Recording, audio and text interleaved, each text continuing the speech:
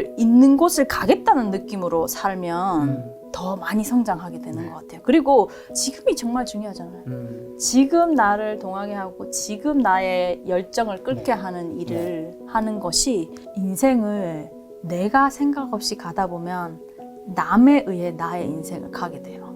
근데 우리 자기한테 한번 물어봐요. 이게 정말 내가 하고 싶은 건가? 이게 정말 나를 위한 건가? 이게 정말 나에게 중요한 건가? 제가 미국 산 지가 20년 됐잖아요. 아, 20년 되셨어요? 네네네, 오래됐어요. 원래는 저랑 고향이 같은 대구시죠? 그렇죠. 예. 대구 사람. 예. 근데 한국에 이제 출간을 하고 네네. 내가 이런 데 나온다고 하니까 네. 김 작가님한테 꼭 만나봐야 된다고 진짜 한두 명도 아니고. 아니, 누가요? 누가? 한두 명도 아니고 저 후배, 선배, 네. 아는 사람 진짜 많이 얘기했어요. 아, 진짜 왜요? 그래서 제가 책이 나오면 네네. 이분이 말씀을 하셔야 네. 이 도장 찍는 거다. 아, 왠지 출판사에서 얘기하신 거. 아니, 출판사가 얘기 안 했어요. 진짜. 아, 진짜요? 네, 제가 연락했잖아요. 아, 네네. 네네. 딴 사람들이 저한테 얘기했습니다. 아, 알겠습니다. 어쨌든 그 얘기를 꼭 해드리고. 그래서 제가 한국 저기 사정을 잘 몰랐는데 여러분께서 책이 나오고 이런 네. 교양은 김 작가님이 이렇게 도장을 찍어야 이제 그때부터. 또 오늘 또 인터뷰 압박감을 주시네. 그래서 저는 되게 만나 뵙고 싶었고 네. 또 대구 분이라서. 아, 저도 반가웠습니다. 네, 네네. 사실 미국에서 지금 오셨잖아요. 예, 그렇죠. 그렇죠. 예. 교수님의 인생 스토리가 사실 좀 파랑만장한데 어린 시절부터 한번 좀 가볼게요. 네네네. 어린 시절에 좀 가난을 겪었다고 제가 봤는데 네네. 좀 어느 정도로 가난했던 건가요? 제가 항상 말하는 게 제가 우리 집 좀 네. 없이 살았다 그렇게 얘기하거든요. 그 포지티브하게 그렇게 얘기해요. 어느 정도였냐면 이제 부모님이 네. 일단 부모님부터 좀 힘들게 사셨어요. 이게 예를 들면 우리 아버지는 어머님이 일찍 돌아가신 거예요. 네네. 그러니까 아버지의 고등학교 시절 어머님이 돌아가신 거예요. 네. 그러니까 집안이 좀 어머님이 장사를 하셨거든요. 네. 그러니까 집안이 기울면서 아버지가 학교를 다니다 말고 일을 시작하셨어요. 대구에 있는 봉제 공장. 아, 봉제 공장. 네. 봉제 공장이라면 뭐 파카 같은 거 만들고 여러 가지 있는데 인형 같은 거 하는 사람도 있고 그쵸, 그쵸. 그렇죠?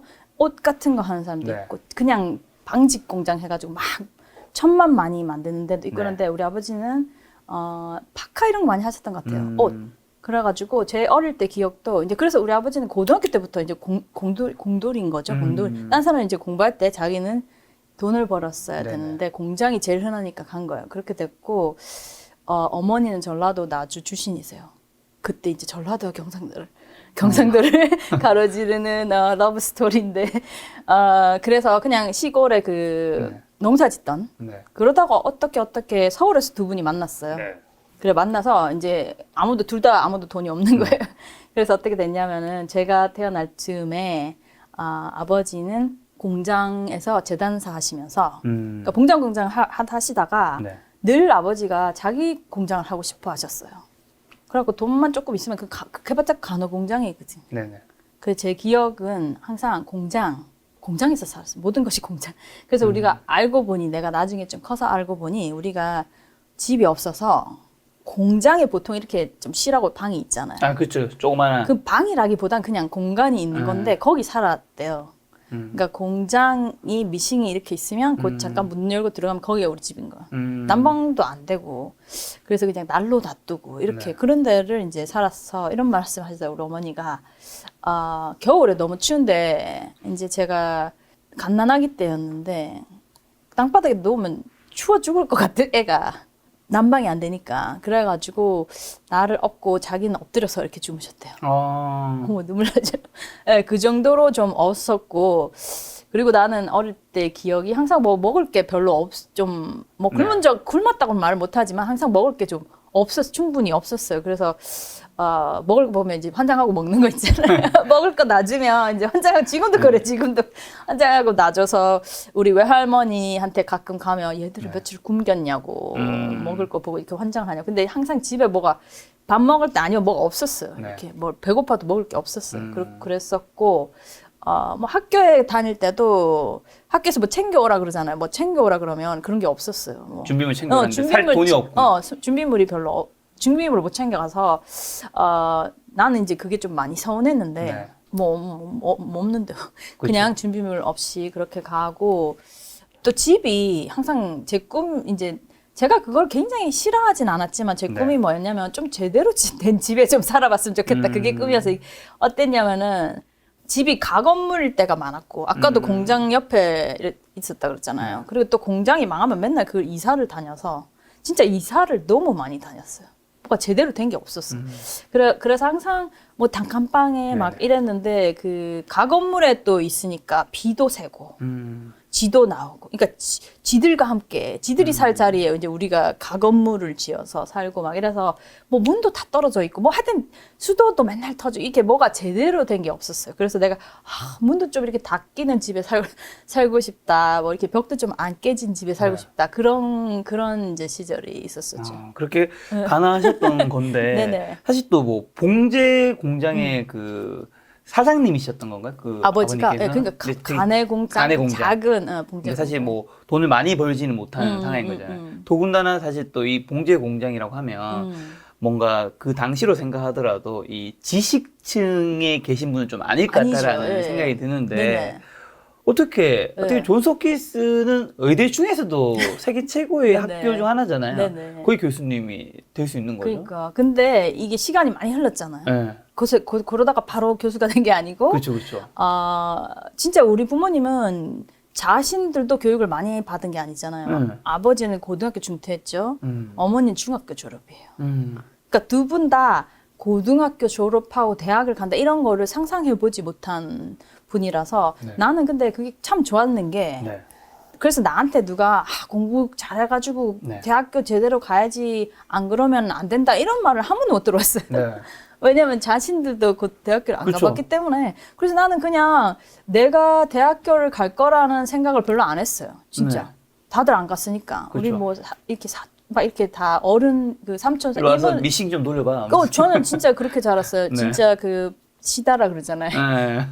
이거 잘라주고 이거 뭐냐 실밥 자르고 옷 개고 창고에 넣고 진짜 그렇게 살아요. 그 딴 애들 공부하러 갈 때 나는 이제 시다를 하거나 아니면 장사하러 갔어요. 아버지가 이게 딴 데서 망해서 물건을 안 가까고 이러면 공장이 망하잖아요. 그럼 그걸 우리가 노전 장사를 나가는 거예요. 온 식구가.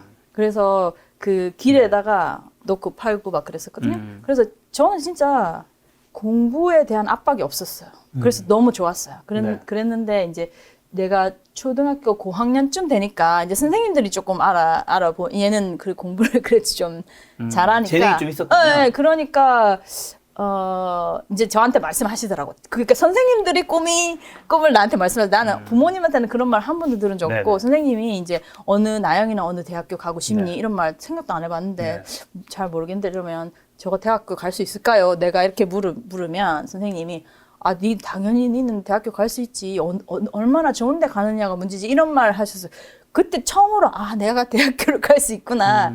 이 정도로 생각할 정도로 그랬고 그래서 이제 초등학교 지나고 중학교 지나고 그때까지도 저는 계속 장사 다녔거든요. 일 끝나면 장사 다니고 아니면 엄마 일 도와주고 그러다가 이제 고등학교 가서는 왜 고등학교는 엄청 시키잖아 학교에서. 그렇죠, 그렇죠. 그래서 이제 내가 그래도 상위권 드는 애니까 시켰어. 우리 경상여고.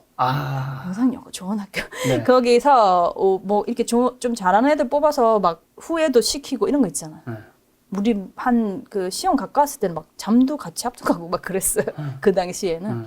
그래서 이제 여러 다른 사람들이 도와주시고 그래갖고 이제 의대를 들어간 거예요. 그 대구 가톨릭대 대구 가톨릭대. 의대를. 그것도 전액 장학금 받고 들어간 전액 거예요. 장학금까지. 예, 전액 장학금 받고 들어가지고 왜냐면 거기다 또 돈을 많이 쓸 생각은 없었으니까. 그래서 그렇게 들어갔고 그리고 나는 이렇게 생각해요. 그래서 갑자기 그렇게 별로 공부도 시키지 않는 집에다가 학업을 중요하게도 생각 안 하는 집에서 어떻게 이제 장사시킨 교수가 되셨어요. 이게 굉장히 길잖아요. 그쵸. 근데 이제 그 사이 아까 좀 관심 가져준 선생님들이 꽤 있었었고 그다음에 대학교가 참 좋았어요. 의대가. 우리는 되게 조금밖에 없어서 사람이. 혹시 대구 가톨릭 의대 아시는지 모르겠지만 알죠. 대구 사람이니까. 네, 우리는 내가 사회예요. 조금 신생 학교였고 생각이 조금 다른 학교였어요. 그래서 이제 다른 학교보다 좀 인성 교육도 많이 시키고 가톨릭 학교라서 그 다음에 좀 세계적으로 나가는 학생을 키워보자 이런 것도 있었어요. 그래서 우리 1학년 때 바로 여름 방학 때 미국에로 우리 온 학년이 다 갔어요. 온 학년 그래봤자 그때 20명이었어. 1학년 다 간 거예요. 그래서 거기서 40일을 세인트 루이스 유니버시티 네. 그 중부에 있어요. 거기서 청강도 하고 영어도 배우고. 그게 몇 년도죠? 94년일까 아마. 아, 94년이면. 예. 그때 제가 1학년이었어요. 네. 그때. 맞지 싶은데. 예. 네. 맞지 싶은데. 예, 맞지 외국 사투리. 예. 근데 그때 제가 조금 세상에 눈을 뜬 게 왜냐면 그때까지는 우리 집이 그러니까 어디를 여행을 가본 적이 없어요. 그렇죠. 뭐 대구 밖으로 나가본 적도 없어. 그러다가 이제 세계 여행을 왔잖아요. 네. 그러니까 진짜 세상이 다르더라고요. 예, 여행 좀 많이 다녀보셨죠? 예. 세상이 진짜 다른 게 진짜 내가 어떤 느낌이 들냐면 진짜 넓다. 아, 그렇죠. 넓죠. 우리가 동부, 서부 다 다녔거든요. 네. 진짜 넓다. 가도 사막이고 그 다음에 물질이 정말 풍부하다 이런 생각도 들었어요. 왜냐면 우리는 나도 없이 살기도 했고 전체적으로 우리는 절약을 굉장히 강조하잖아요. 그렇죠. 근데 조금 막 쓰는 그런 전기도 계속 틀어놓고 막 이래요. 그래서 정말 뭔가 물자가 풍부하다. 그 다음에 또 하나 느낀 게 청강을 갔는데 이제 생물학을 들었어요. 바이올로지. 그 막 뭐 물어보는데 애들 모르는 거야. 근데 우리는 아는 거야 답을. 우리가 더 똑똑한 거야. 그래가지고 제가 생물학 영어도 안 되는데 답도 말하고 막 이랬거든요. 그래서 내가 어떤 생각이 들었냐면 미국이 막 광대하고 풍족한 나라지만 내가 해볼 만한 나라다 이런 느낌이 어린 시절에 그때 좀 들었어요. 그러고 나서 뭐 미국이랑 나랑 상관 있나 그냥 왔죠. 그렇죠, 왔죠. 예, 그리고 이제 의대 공부 열심히 하고 의대 공부를 진짜 잘 받았어요. 이게 소수라서. 네. 그래서 지금도 진짜 의대에서 공부한 거에는 정말 어디에도 뒤치지 않는. 그런데 그러고 나서 근데 제가 또 다른 사람들이랑 조금 달랐던 건 뭐냐면은 갈 때부터 내가 뭐 하고 싶은지를 알았어요. 근데 이게 뭐였는데? 예, 정신과. 1994년 뭐 그 당시쯤에 정신과를 안 좋아했죠. 네. 예, 우리 아버지가 네. 정신과가 의사가 외과나 내과 해라 이랬어요. 그렇죠. 예, 그런 정신과 의사 아니라고. 그러실 때 시절이었는데 저는 항상 정신과 하고 싶었고 이게 잘 생각해보면 끈이 있는 것 같아요. 왜냐면은 엄마 아빠가 공부해라는 거 말할 틈이 없었고 일하느라고. 네. 그러니까 내가 뭐 좋아하는지를 어릴 때부터 내 맘대로 한 거예요. 그러니까 부모님이 막 이렇게 해주면 내가 이제 지금 소아정신과 의사니까 너무 많이 이렇게 해주시면 애가 자기 생각을 하는 걸 좀 잊게 돼요. 근데 나는 오히려 부모님 없었기 때문에 항상 그냥 내 생각대로 해야 되는 환경에서 자라서 백지였던 거죠. 그렇죠. 그리고 네 생각 틀렸다고 누가 말을 안 해줬기 때문에 그냥 내 생각이 괜찮은가 보다 이렇게 사는 거예요. 그래가지고 지금 보통 의대에 들어오면 무슨 거 할지 모르고 들어와요. 대부분 그냥 일단 의사가 되기 위해서. 의사가 되게 들어요. 근데 저는 처음부터 정신과를 하고 싶었어요. 이게 나는 그 정신의 묘미 있잖아요. 그렇잖아요. 네. 그렇죠. 우리 왜 몸은 볼 수 있고 좀 뭔가 아픔의 이유가 있을 것 같지만 머리는 생각을 뭐 하는지 꿈을 뭐 꾸는지 알 수가 없잖아요. 그래서 난 그게 항상 신비로웠어요. 생각이라는 게. 그래서 이제 정신과의 책도 관련 그런 책을 읽고 그러다가 이제 정신과를 한다고 우리 애들도 다 알고 했는데 또 대구의 문화가 그때까지만 해도 이렇게 여학생과 남학생이 경쟁이 되면 남학생을 먼저 뽑았어요. 특히 의사라는 사회가. 그래서 이렇게 보니까 동기 중에 또 정신과 하고 싶은 친구도 있고 그래서 내가 이렇게 인사도 드리러 가고 이렇게 말을 했는데 그 당시에 이런 말을 좀 들었었어요. 이렇게 아무래도 경쟁이 돼서 남자애가 있으면 여자애가 되기 힘드니 참 옛날 얘기죠. 그렇죠. 요즘에는 좀 흔하진 않지만 그때는 많았죠. 그때는 확실히 그랬어요. 아마 부인할 사람이 없을 거예요. 그래서 사실 내 어린 마음이 조금 억울하더라고. 왜냐면 나는 정신과를 진짜 하고 싶었고 정신과는 사실 내가 탑이었어요. 내가 딴 공부 다 탑은 아니었는데 정신과는 내가 제일 관심 있고 제일 탑이었고 그랬는데도 그런 상황이 되면 내가 안 될 거라는 그런 것도 좀 그랬고 내가 또 혹시 저의 출생의 비밀을 아시나요? 말씀해 주세요. 저는 알고는 있죠. 시청자 모르니까요. 그게 이제 말씀 왜 드리냐면 제가 어떻게 보면 대구를 떠나려고 했던 이유 중에 하나예요. 이게 저희 아버지가 이제 그렇게 계시다가 딸을 하나 낳고 이제 제가 둘째 딸이잖아요. 둘째 딸이거든요. 어머니가 두 번째 임신을 하시니까 아들을 정말 원하셨어요. 그런 것도 아시나요? 과거에 굉장히 원했죠. 네, 그랬죠. 예, 그래서 또 이런 일 하시니까 아들이 있기를 원하는 거 같이 일하고 뭐 그치. 이렇게 뭐 내일도 같이 하고 이런 그랬는데 이제 정말 우리 아버지 성격이 굉장히 강하세요. 그래가지고 아예 그냥 아들이라고 믿고 계셨어. 당연히 아들이다. 근데 딱 병원에 이제 그때 저는 병원에서 났어요. 언니는 집에서 났는데 그 병원에 왔는데 아버지가 애가 딸인 거야. 이럴 수가. 도저히 있을 수 없는 일이 일어났어. 근데 아버지가 진짜 너무 화가 나가지고 바로 거기서 진짜 돈도 안 내고 바로 나가셔서 집을 며칠을 나가셨어. 안 들어왔어요. 직장도 안 가고. 그렇게 많이 실망하셔가지고 출생신고도 안 하셨잖아요. 출생신고도 안 하고. 그러니까, 출생신고 하는 데까지 4년이 걸렸어요. 그러니까 이제 내가 전체적으로 받는 느낌이 또 아버지는 그런 표현을 많이 하세요. 이 가슴 아들은 안 된다 이런 거 있지. 네가 아들이었어야 되는데. 저한테 그렇게까지 말은 안 했지만 자신이 아들이 있고 싶었는데 없다는 거랑 그냥 전체적으로 여자애들은 안 된다 이런 생각에 깊이 계셨었어요. 그래가지고 흔히 말했어요. 저래 갖고 여자들은 안 된다, 뭐 저래가 가슴 아들은 안 된다 이런 그런 말 이제 들으면서 자랐지. 또 이제 내가 정말 정신과 하고 싶었는데 경쟁 생기면 남자애가 네네. 된다 그러지. 그래서 네. 제가 여기를 뜨자. 그리고 이제 서울을 가서 네. 지원을 해가지고 가톨릭 대학교 네. 서울 이제 가톨릭 대학교에 이게 세계 네. 메인 병원 중에 하나가 의정부예요. 네. 거기서 의정부 성모병원. 예, 합격되면 이렇게 돌려요. 그래서 제가 의정부 배정돼가지고 1년 있고 또 정신과 해야 되잖아요. 그때는 인턴을 했어. 인턴을 한 다음에 이제 정신과 또 내가 원하는 데를 갔는데 이제 거기서 떨어진 거예요. 그 떨어진 게 어떻게 보면 나를 존스 홉킨스에 가게 만드는 거라고도 할 수 있어요. 네. 왜냐면 내가 거기에 있었으면 이제 이렇게는 안 됐겠죠. 네. 네. 그래서 이게 답이 길었지만 이렇게 네. 거기와 거기 사이에 많은 일이 일어났고 저는 제 삶을 돌아보면 정말 제가 그냥 하고 싶은 거 했어요. 누가 뭐라건 된다 그러건 어렵다 그러건 그냥 내가 하고 싶으면 일단 해봤어요. 근데 어쨌든 정신과를 떨어지고 그러면 이제 미국으로 가야 되겠다 생각을 하신 거잖아요. 네. 왜요? 예, 그것도 좀 네. 예상치 못한 생각인데 네. 보통은 떨어지면 뭐냐면은 일반의를 하면서 일반이 아르바이트를 하면서 돈을 벌거나 네. 그러면서 재수를 해요. 아니면 2차가 있었어요. 2차. 그래서 내가 2차는 좀 가고 싶지 않고 재수를 하자. 그러면 보통 일반이 하잖아요. 근데 그때 미국 갔다 왔다 그랬잖아요. 여기서 일반이라는 게 전문의가 아닌 거 말하는 거죠, 그렇죠? 전문의가 아니면서도 일반이도 여러 가지 진료 할 수 있거든요. 있잖아요. 그럼 아르바이트 해요. 미용 이런 것도 많이 하세요. 그래서 그랬었는데 응급실 아르바이트도 하고 그러면 돈은 좀 벌 수 있어요. 맞아요. 응급의학과인가. 거기 가서 남들 일 안 할 때 이제 해주는 거예요. 근데 이제 그걸 안 하고 그때 고민을 많이 했어요. 그게 보통 사람들이 하는 일인데 그때 어떤 생각이 들었냐면은 미국에 가고 싶더라고. 이게 좀 아직도 내가 상당히 어린 나이기도 하고 그때 그 미국에서의 그 느낌 있잖아요. 그 광활한 다른 세상에 또 내가 그 학생들과 비교해서 경쟁력 있다는 느낌이 좀 들었었고 그래서 1년 가 있으면서 영어 배우고 그 다음에 나는 거기서 의사를 하겠다는 생각 안 했어요. 왜냐면 영어를 내가 뭐 엄청나게 잘하는 게 아니었고 어디 원어민하고 하거나 거기 살아본 적이 없잖아요. 그 어떻게 영어를 정신과를 거기서 하냐. 그래서 그런 생각 안 했고 그다음에 또 아는 사람 아무도 없잖아요. 아는 사람도 없고. 그래서 내가 거기 가서 의사 하겠다는 생각은 에이 내 같은 사람이 거기 가서 의사를 어떻게 하나 이렇게 생각했어요. 어떻게 생각했냐면 그냥 가서 영어를 배우고 그다음에 의사 면허 시험을 미국 의사 면허 시험을 따오면 좀 좋지 않을까.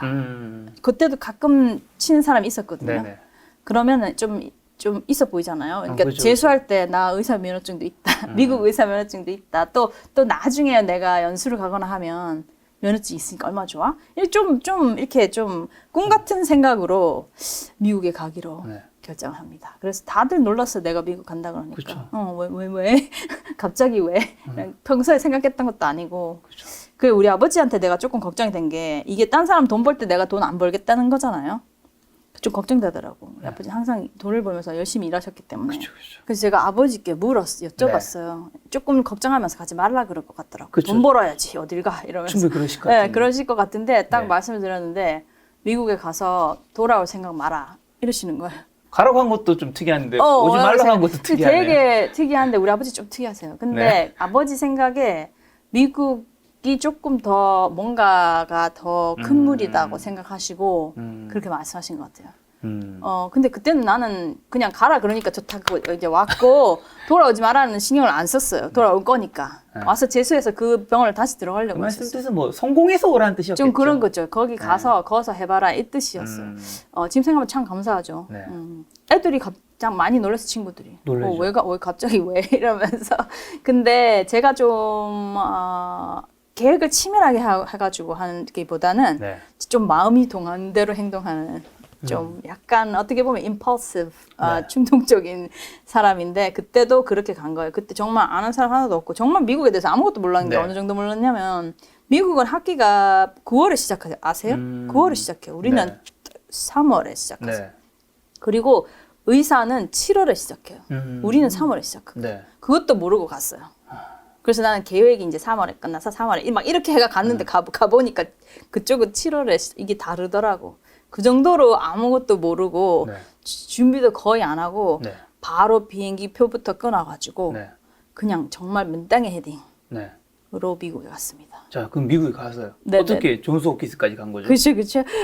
그래서 일단 보스턴에 자리 잡았어요. 이것도 저는 보스턴이 되게 비싸요. 비싸죠. 그래서 안 가려고 그랬어요. 네. 근데 같이 간 친구가 있어요. 걔는 두 달만 있다 오려고. 네. 그 친구가 꼭 보스턴에 가고 싶대. 거기 하버드랑 MIT가 있다고. 거기가 미국 동부죠. 네, 북동부. 네. 제 끝에. 그래갖고 하버드랑 MIT가 거기서 자기가 가고 싶대. 그래서 내가 진짜 그 친구한테 그랬어. 하버드랑 MIT가 우리랑 무슨 상관이냐고. 그냥 싼 데 갔다 오자. 근데 그 친구가 이제 조금 고집을 해서 보스턴에 자리 잡았습니다.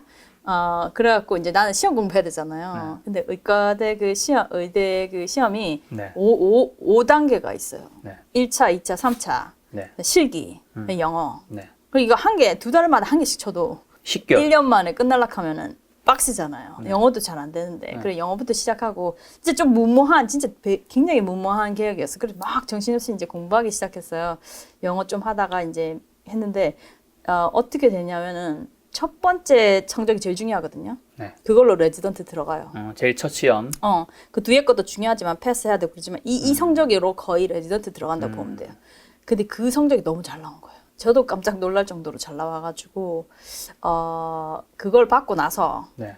그 성적을 딱 받고 저도 굉장히 놀랐거든요. 네. 이게 이제 100점 만점에 99점이 나왔는데 이걸 딱 받고 저도 그렇게 잘 나온 적이 없었거든요. 네. 그래가지고 저도 깜짝 놀라고 나서 생각을 해보니까 그냥 여기서 좋은 데 들어가도 되겠다. 미국에서. 여기서 더 좋은 데 들어갈 수도 있겠다. 이 성적이 이제 미국 애들 다 합쳐서 네. 미국 의대 애들까지 다 합쳐서 상위 3% 정도 되는 성적이에요. 그러니까 그 정도면 거의 아무 데나 들어 성적으로만 치면. 그렇죠. 그래서 여기서 해도 되게 그게 확 이제 스치면서 이제 계획이 조금 바뀐 거예요. 그러니까 눈이 뽕짝 뜨이더라고요. 여기에서 해도 되겠다. 하는 게 더 나을 수도 있겠다. 내가 왜냐면 저쪽에서 떨어졌잖아요. 그러니까 한국에서 떨어졌으니까 오히려 여기 미국이 여기서 난 상위 3%다. 여기 가면 되겠다. 근데 이제 미국은 성적만으로 안 돼요. 그렇죠. 이게 굉장히 중요한 게 추천서가 중요하고 네. 그다음에 좋은 데 가려면 연구 실적 이런 것도 좀 있어야 돼요. 네. 연구했던 경력. 네.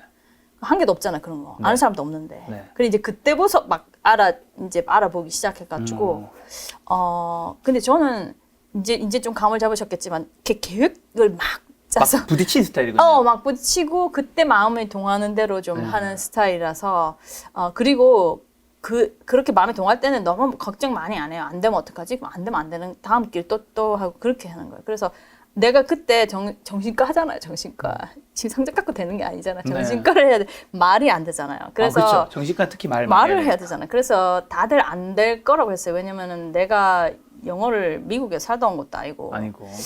그래서 교수님들한테 얘기하니까 다 네가 그래가 정신과 그 영어 그걸로 정신과 할 수 있나? 딴 거 신경과 이런 거 해라. 그러셨어요. 그때 또 내가 일단 한번 해보겠다고 해서 부딪혔는데 또 추천서도 하여튼 여러 가지 좀 운도 좋았어요. 추천서도 아는 사람이 없잖아요. 아무도 없지. 아무도 없는데 어떻게 됐냐면은 우리 그 공부할 때 외국인 의사들끼리 공부하거든요. 다 좀 불쌍한 상황에서 온 분들이 많아요. 내가 제일 괜찮은 거예요. 왜냐면 나는 의대 거기 레지던트 떨어져서 왔잖아요. 쌩쌩하니. 다른 사람들은 좀 내전을 피해서 그때 아프간 분도 계셨어요. 그럼 지금 또 그렇지만 아프간 네. 그때도 안 좋았거든. 아프간에서 내전을 피해서 온 사람, 중국에서 좀 학대를 피해서 온 사람, 뭐 이런 분들, 쿠바에서 공산 그걸 피해서 온 사람, 이런 좀 힘든 분들이 있었어요. 그리고 나이도 좀 많은 사람도 네네. 많았고. 그 공부를 하면 내가 그나마 공부를 좀 잘하는 거예요. 네. 그래서 좀 많이 가르쳐 드렸어요. 네. 그러던 찰나 이제 내가 내가 가르쳐 드렸던 중국 분이 나이가 많았는데 자기가 맨날 시험 떨어지다가 내가 많이 가르쳐 드려서 붙은 거야, 시험에. 그래서 나한테 너무 고맙다고. 네. 자기가 아는 한국분 하버드에 내과를 하시는 교수님이 계신데요. 하버드 교수. 하버드 교수. 근데 그때 내가 거절했어요. 왜냐면 왜요? 나는 어떻게 생각하냐면 난 정신과를 해야 되는데 내과 교수 만나서 뭐 하지? 이런 생각에 제가 또 그런 걸 잘 못해. 네트워킹. 하버드 내과 하버드 정신과를 알겠죠. 만나야 되는데 그래갖고 거절했다가 나중에 성적이 잘 나오고 보니까 그 선생님한테 다시 찾아갔어요. 그 사람 소개시켜달라고. 그래갖고 그 선생님한테 가니까 그 선생님이 다행히 정신과 선생님을 하나 알았어요. 미국 사람. 그래서 제가 원서를 넣었어요. 연구실에. 연구실에 원서를 넣었는데 하버드 연구소? 하버드 연구소 연구실 넣고 하버드 연구소는 되기 어려우니까 딴 데도 넣었어요. 터프스 의대도 있었고 매사추세츠 의대도 있었고 필라델피아도 한 개 넣고 한 8개를 쭉 보냈어. 소식이 없는 거예요. 다 떨어지고. 하버드에서만 연락이 왔어요. 하버드 연구소에만 연락이 왔었어요. 그래가지고 인터뷰 3번 하고 그것도 말도 안 되는데 말도 안 되고 연구 경력도 없잖아요. 그 연구소 들어가기 되게 어렵거든요. 하버드 의과대학 그 내영상 연구소. 내영상 연구소. 거기 엄청 유명한 사람들이 자기 그랜트 가지고 줄 서서 들어가는 데인데. 근데 왜 뽑혔어요? 그니까. 근데 제가 볼 때는 제가 그래서 얘기하는 거예요. 이 미국 사람들은 이 열정 있는 가능성 있는 사람을 쳐줘요. 그래서 내가 갔을 때 왜 내가 아주 어릴 때부터 정신과 하고 싶었잖아요. 그러니까 그 열정이 안 되는 영어로도 좀 나오는 거예요. 그래서 내가 뭐라 그랬냐면 진짜 그때 인터뷰에 왜 정신과 하고 거기 조현병 연구소였어요. 주로 조현병 연구소. 그래서 내가 뭐라 그랬냐면은 거기서 그러더라고. 왜 조현병 하고 싶냐? 왜 이 연구 하고 싶냐? 그러길래 내가 뭐라고 했냐면 안 딸리는 영어로 우리가 다른 질환은 사람들이 굉장히 챙겨줘요. 그렇죠. 브레스트 유방암이다. 이런 거면 막 와서 막 꽃다발 들고 오고 막 집에서 그리고 이런 것도 많죠. 캠페인도 많잖아. 밖에서 막 걷기 운동 막 이런 거 하잖아요. 근데 진짜 그런 거 못 봤죠. 조현병 걷기 운동 봤어요? 못 봤잖아. 못 봤잖아. 그 조현병 있다고 막 친구들이 다 찾아오고 이런 거 봤어요? 못 봤잖아. 못 봤죠. 그러니까 내가 이제 어떻게 말했냐면 다른 병을 앓는 분들은 서포트가 있고 서포트가 뭐죠? 지지하는 분, 지원이 있고 사랑이 있고 그런데 조현병이나 다른 그러니까 그 연구실은 조현병 연구실. 조현병 같은 경우는 소외당하거나 좀 외면당하는 경우가 더 많다. 그렇죠.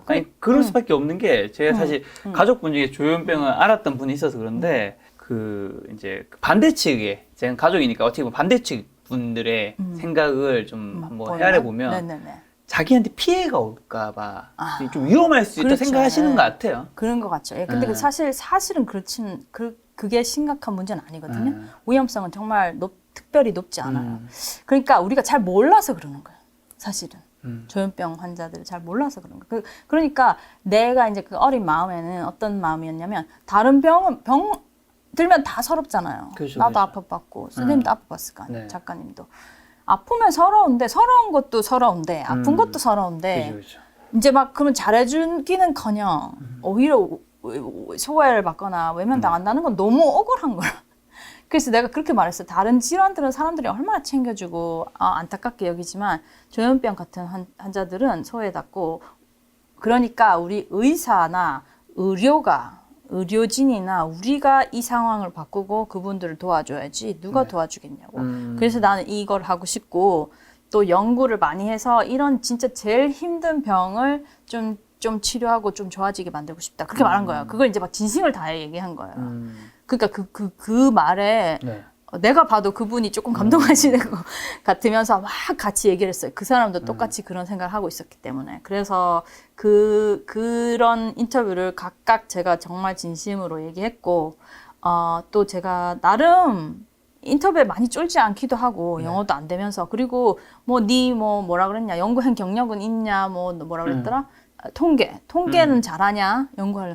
그런 거 한 개도 못하. 네. 근데 그냥 말을 잘했던 것 같아요. 그래도 내가 잘 못하지만 학교에서 배울 때 잘했다, 잘할 수 있다 막 그렇게 얘기했어요. 그래서 인터뷰를 3번이나 하고 오라고 하더라고.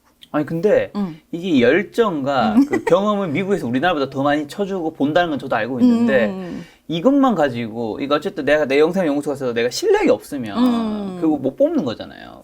그러니까 여기 뭔가 교수님만의 뭔가 그 당시에 네네네. 스킬, 장점? 맞다. 야, 한 개 빠뜨렸네. 그거 맞아. 네. 있었어요. 내가 장점이 하나 있었어요. 뭐였는데? 그게 뭐였냐면은, 그래 내가 이제 여기서 해야겠다는 생각하고 나서 뭘 해야 되잖아. 경험 네. 같은 걸. 그래서 어찌 끈을 한 개 찾은 게 우리 의과대학 학장님이 미국 존스 홉킨스에 수련을 하셨었고, 네. 그 다음에 대구의 의과대학 의과대학 학장님께서 그 다음에 그 의과대학이 나도 몰랐는데 알고 보니 보스턴의 터프스 유니버시티의 한 병원과 자매 결연이 있다. 진짜 몰랐어요. 근데 학장님하고 연락을 하다 보니 거기 자매 결연이 있다. 거기 가서 알아봐라 그러시더라고. 그래서 거기 가서 왜 됐냐면 내가 정신과를 하고 싶습니다 그랬어요. 그랬더니 이분이 정신과는 안 됩니다 그러시더라고요. 왜냐하면 정신과는 환자가 외부 사람이 들어오는 걸 싫어요. 아, 그렇죠. 이해되잖아요. 싫어하죠. 그러니까 굉장히 프라이버시가. 맞아. 그러니까 딴 데는 내가 가서 구경 비슷한 네. 거를 할 수 있는데 맞아요. 정신과는 안 된대. 그래서 좀 실망되게 했는데 그러면 딴 데는 안 되겠습니까? 이러니까 신경과랑 신경해부학을 할 수 있대. 그나마 좀 비스그름한. 그렇죠. 그래서 제가 되게 실망하는 마음으로 신경과와 신경해부를 했어요. 네. 그래서 왜 됐냐면 신경해부에 가면 우리나라에서 못하는 걸 할 수가 있어요. 거기는 부검이 우리보다 훨씬 많아요. 우리는 부검을 어떻게 죽은 분을 이렇게 잘 안 하잖아요. 안 하려고 하죠. 근데 미국은 부검이 상당히 많아요. 그래가지고 거의 부검이 일주일에 한 개 정도 있었어요. 우리는 4년, 6년 의대 내도록 한 시체 한구 해부했었어요. 근데 여기는 이제 계속 부검이 있는 거야. 그래갖고 얼결에 원하지 않았던 이제 뇌신경 해부학을 하면서 브레인을 엄청 많이 잘라본 거예요. 머리 내. 뇌를, 그러니까 부검을 하면 신경 해부는 뭘 하면 뇌를 갖고 와. 그러니까 딴 사람은 딴 거 갖고 가고 신경 해부니까 뇌를 드러내요. 그래갖고 뇌를 이렇게 두 쓸듯이 슉슉 썰어요. 그럼 안에 이제 병변을 보고 또 조금 잘라갖고 스테인을 해가지고 마이크로스코프 뭐라 그러죠? 현미경으로도 보고 그거를 내가 한 3개월 한 거예요. 그래가지고 국가수 같네요. 좀 그런 우리나라 거죠. 국립과학수사연구원에서. 그렇죠. 그리고 이분이 내가 밑에 있었던 이분이 아주 경력 있으신 뇌해부학자였어요. 그리고 거기 있으면서 그 뇌를 3개월 동안 이게 잘라보고 이거 마이크로로 보고 이제 뇌에 대한 그 아나토미가 뭐죠? 해부학을 완전히 익힌 거예요. 내가 진짜 그때는 그 도서관에 가서 계속 그 뇌해부학 책만 봤어요. 이게 왜냐면 뇌를 잘 안 보다 보면 뭐가 뭔지 모르겠어. 그때 가서 내가 혼자 공부한 거야. 그래가지고 그 교수님이 내가 하도 이걸 공부를 열심히 해서 이제 자기가 머리 이렇게 자르잖아요. 뇌 자를 때 물어봐요. 레지던트들이 있잖아요. 학생들도 있고. 그러면 요게 뭔가 물어보세요. 근데 딴 사람 다 모르는 걸 내가 모르겠죠. 못 봤으니까. 못 봤어. 나는 엄청 공부했잖아요. 그래가지고 이제 그 레지던트나 학생들보다 내가 더 잘한 거야. 이 교수님이 나를 굉장히 잘 보셨어요. 그러는 찰나 내가 성적도 되게 많이 나왔지. 그래서 어떻게 됐냐면 그 교수님이 추천서를 내가 본 그 교수님이 20년 경력 교수님이었는데 더 됐나? 하여튼 내가 본 중에 상위 10% 들어가는 학생이다 이렇게 써줬어요. 그걸 듣고 하버드에 간 거예요. 근데 하버드에서 어떻게 생각하냐면 하버드 뇌 영상 연구잖아요. 그게 뭐냐면 뇌 영상을 보고 연구하는 거예요. 그러니까 정신과 선생님 중에 뇌를 이만큼 본 사람이 잘 없어요. 나는 뇌를 무지하게 많이 봤잖아요. 그래서 나의 그 뇌 아나토미, 뇌 해부학 정도와 그 뇌 해부학 교수님의 추천서를 보고 얘는 뇌 영상 할 수 있겠다. 그렇게 된 거예요. 그래서 어떻게 보면 내가 좀 하기 싫은 플랜 B로 들어간 거였는데 그게 엄청나게 그 하버드 들어가는 데 영향을 줬어요. 하버드 의과대학 뇌영상 연구소까지는 이제 납득했습니다. 그다음 종소 케이스는요? 맞아. 거기서 하나 빠진 건 수련이죠. 수련? 수련을 해야 교수가 되지. 지금까지는 수련을 안 했잖아요. 연구만 했잖아요. 그럼 이제 레지던트를 들어가야죠. 그래 이제 보통 의과대가 그 예과, 본과, 인턴, 레지던트죠. 그다음에 전문의. 그렇죠. 제가 지금 인턴을 했고 한국에서. 근데 레지던트를 아직 안 들어가고 지금 연구를 하고 있었죠. 연구를 1년 했어요. 1년 논문도 내고 그 다음에 이제 다 뿌린 거예요. 이거를 이제 다 넣은 거예요. 지원서? 미국은 무조건 복수 지원이에요. 네. 그래서 가서 인터뷰를 하고 인터뷰도 굉장히 힘들었어요. 왜냐면 이제 내가 영어가 안 되는데 정신과 할 거라는 걸 피력을 해야 되니까 진짜 한 군데 갈 때마다 살이 진짜 1kg씩 빠지더라고. 그 정도로 이제 긴장하고 인터뷰를 쫙 했거든요. 근데 내가 어떻게 생각했냐면 자기들이 나를 뽑는 거잖아요. 그래서 내 영어가 부족하면 안 뽑을 거 아니에요. 그래서 일단 가서 내 최선을 다해보자. 안 뽑으면 내가 성적도 좋고 추천서도 좋고 연구 경력까지 있는데 떨어졌으면 말 때문에 안 된 거잖아. 그러니까 정신과는 포기하자. 그렇지. 그래가지고 인터뷰를 쫙 했는데 다 오라고 하더라고. 그래서 내가 내 영어로 되는구나. 네. 그렇게 생각하고 이제 수련을 또 잘 받았습니다. 수련을 노스캐롤라이나 유니버시티가 UNC University of North Carolina UNC가 되게 좋은 의대예요. 네, 명문대고 의대는 또 되게 좋아요. 그래갖고 거기를 이제 가니까 유수한 아이들이 다 온 거예요. 예일대 간 애도 있고 하여튼 자기 그 안에서 엄청 똑똑한 애들 와서 사실 쫄리더라고 내가 여기서 살아남을까. 근데 거기서 수련 진짜 잘 받았어요. General Psychiatry 그게 이제 일반 정신과. 그다음 그거 하고 나서 또 소아정신과 fellowship을 했어요. Child Psychiatry. 그래서 5년을 수련을 받았어요. 근데 진짜 지금 내가 홉킨스에 있어서 홉킨스 수련을 보잖아요. 진짜 USC 수련이 빡세요. 좋아요. 이게 빡세다기보다 퀄리티. 이제 우리는 좋아요. 수련이 좋아요. 퀄리티가 좋아요. 그래서 내가 굉장히 하이 퀄리티 수련을 받은 거예요. 받고 그 와중에 진짜 힘들었어 사실. 그렇죠. 진짜 힘들었어요. 이때가 내가 미국 생활 전체를 생각했을 때 제일 힘들었어요. 왜냐하면 말이 안 되는데 정신과 의사잖아요. 환자가 하는 말이 하나도 안 들리는 거예요. 진짜 한 2-3개월을 매일 울었어. 너무 내 처지가 한심하고 이 정신과 의사라고 앉아 있는 게 한심하고 환자한테 미안하고. 그때 진짜 힘들었는데 그때 또 내가 포기 안 하고 계속 버티니까 영어니까 느는 거예요. 그리고 이게 정신과는 환자한테 영어 공부를 배워요. 이게 왜냐면 다 말로 하잖아. 그렇죠. 상담과 약이 대표적인 두 과목이니까. 근데 말 부분이 더 많아요, 진짜. 그래서 또 미국은 상담 시간이 길어요. 30분 정도 얘기한 환자랑.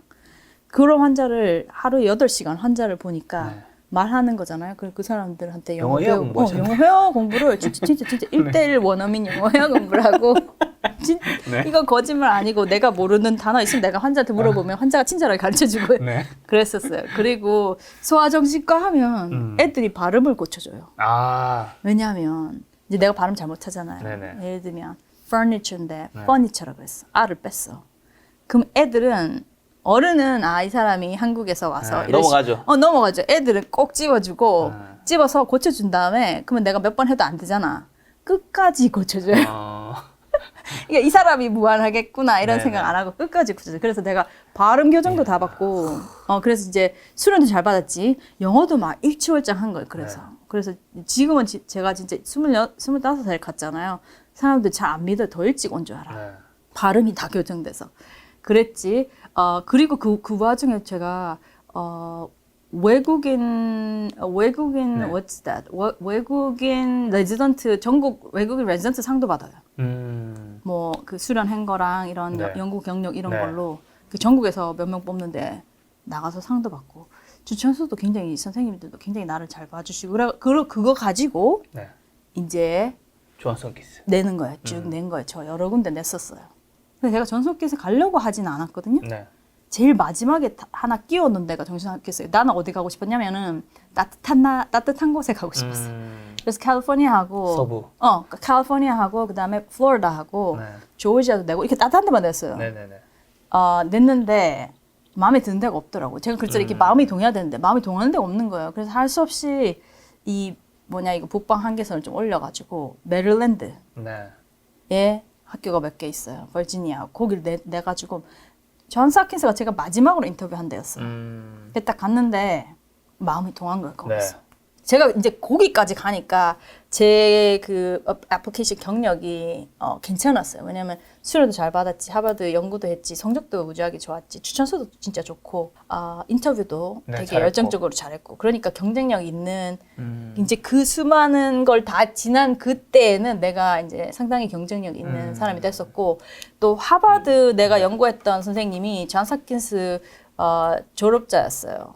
그 선생님이 나를 되게 잘 봐서 또 이쪽에 전화도 한번 주신 거예요. 얘 진짜 괜찮다. 그렇게 해서 저 그때 인터뷰 하자마자 끝나자마자 그래서 내가 다른 분 인터뷰할 때 내가 물었거든. 이거 결과 언제 나오느냐. 이제 그날. 그러니까 그분이 You are hired 그러더라고.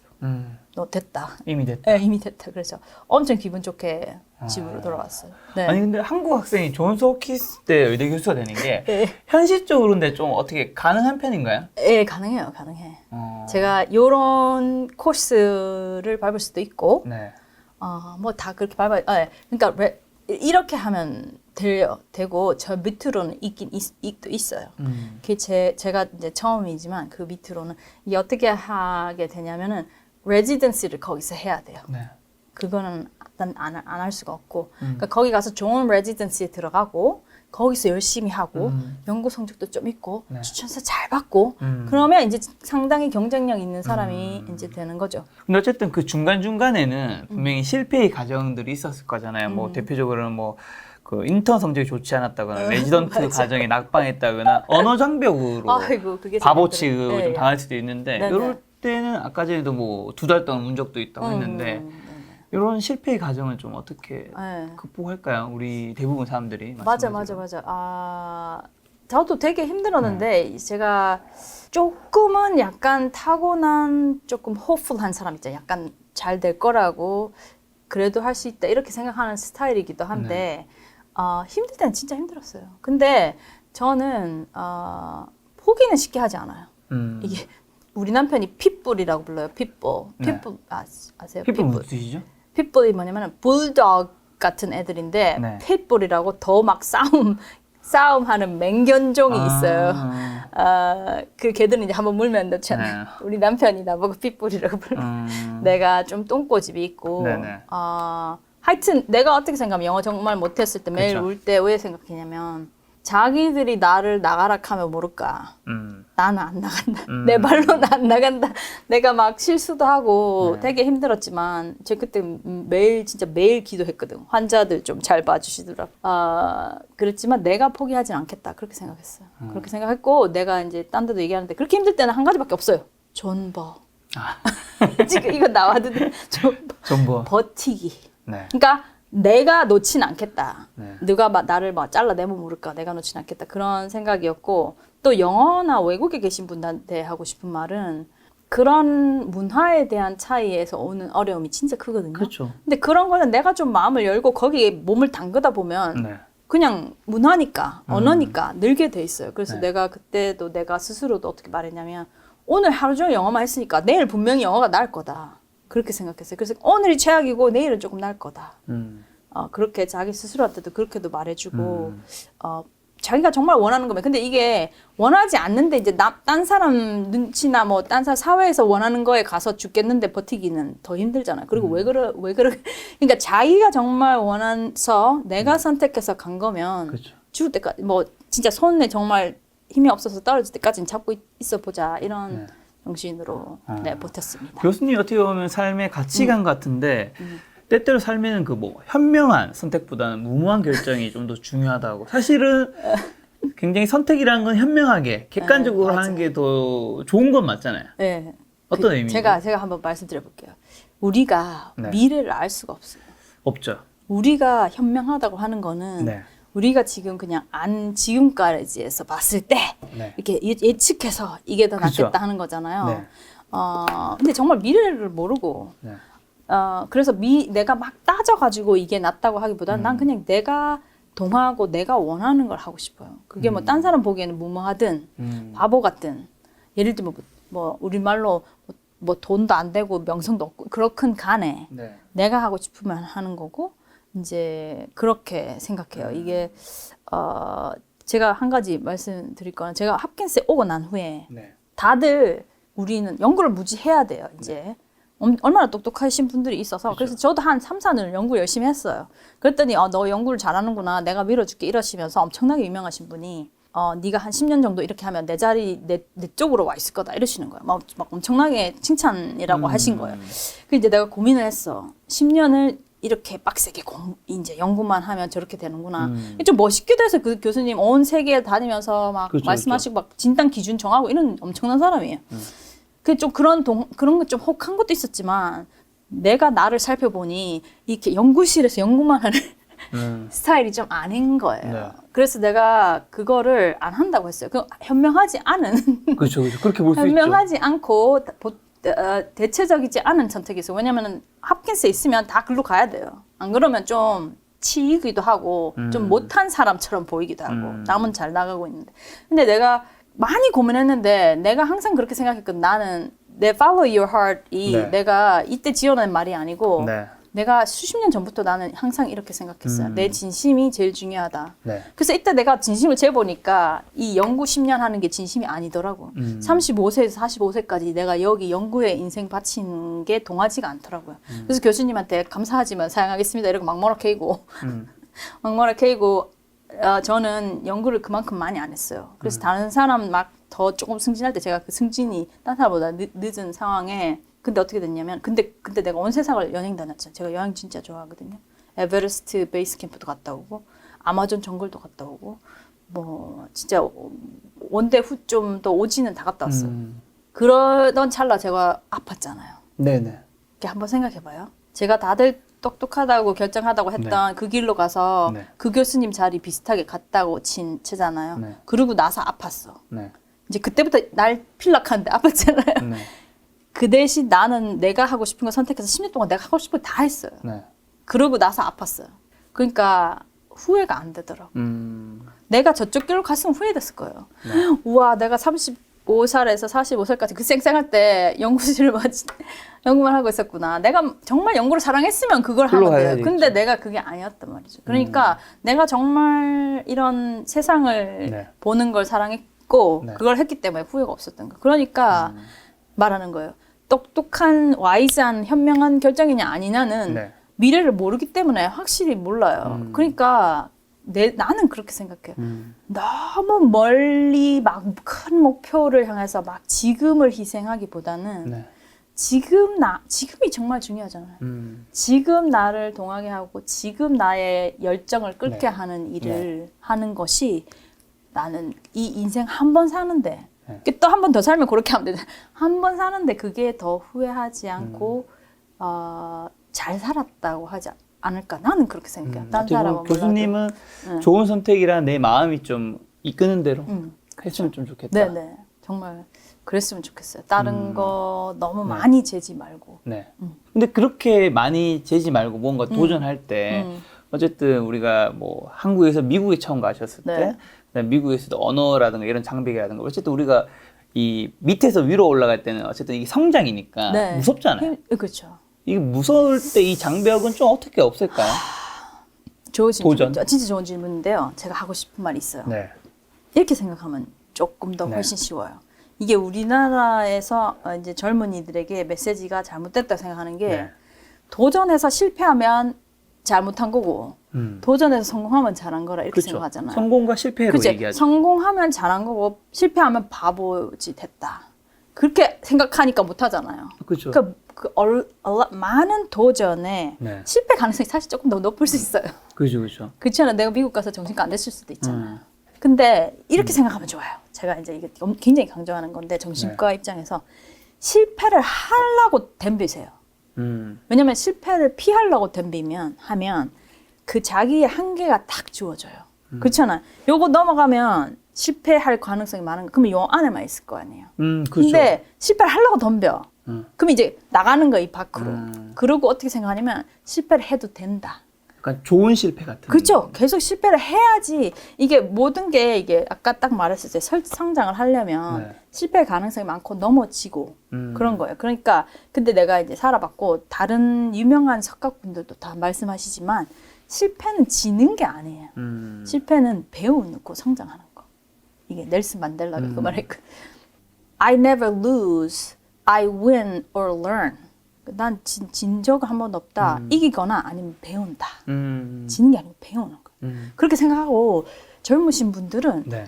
실패를 있는 곳을 가겠다는 느낌으로 살면 더 많이 성장하게 되는 네. 것 같아요. 그리고 다들 그렇게 말하잖아요. 한 실패를 한 8, 9번 해야 좀 큰 성공이 오는 그런 것도 있어요. 그러니까 실패를 하면 아 내가 실패 한 개 했구나. 내가 또 거기서 배우고 또 아 실패 또 한 개 했구나. 그냥 실패가 망했다고 생각하지 말고 실패는 learning이라고 생각하고 learning and growing.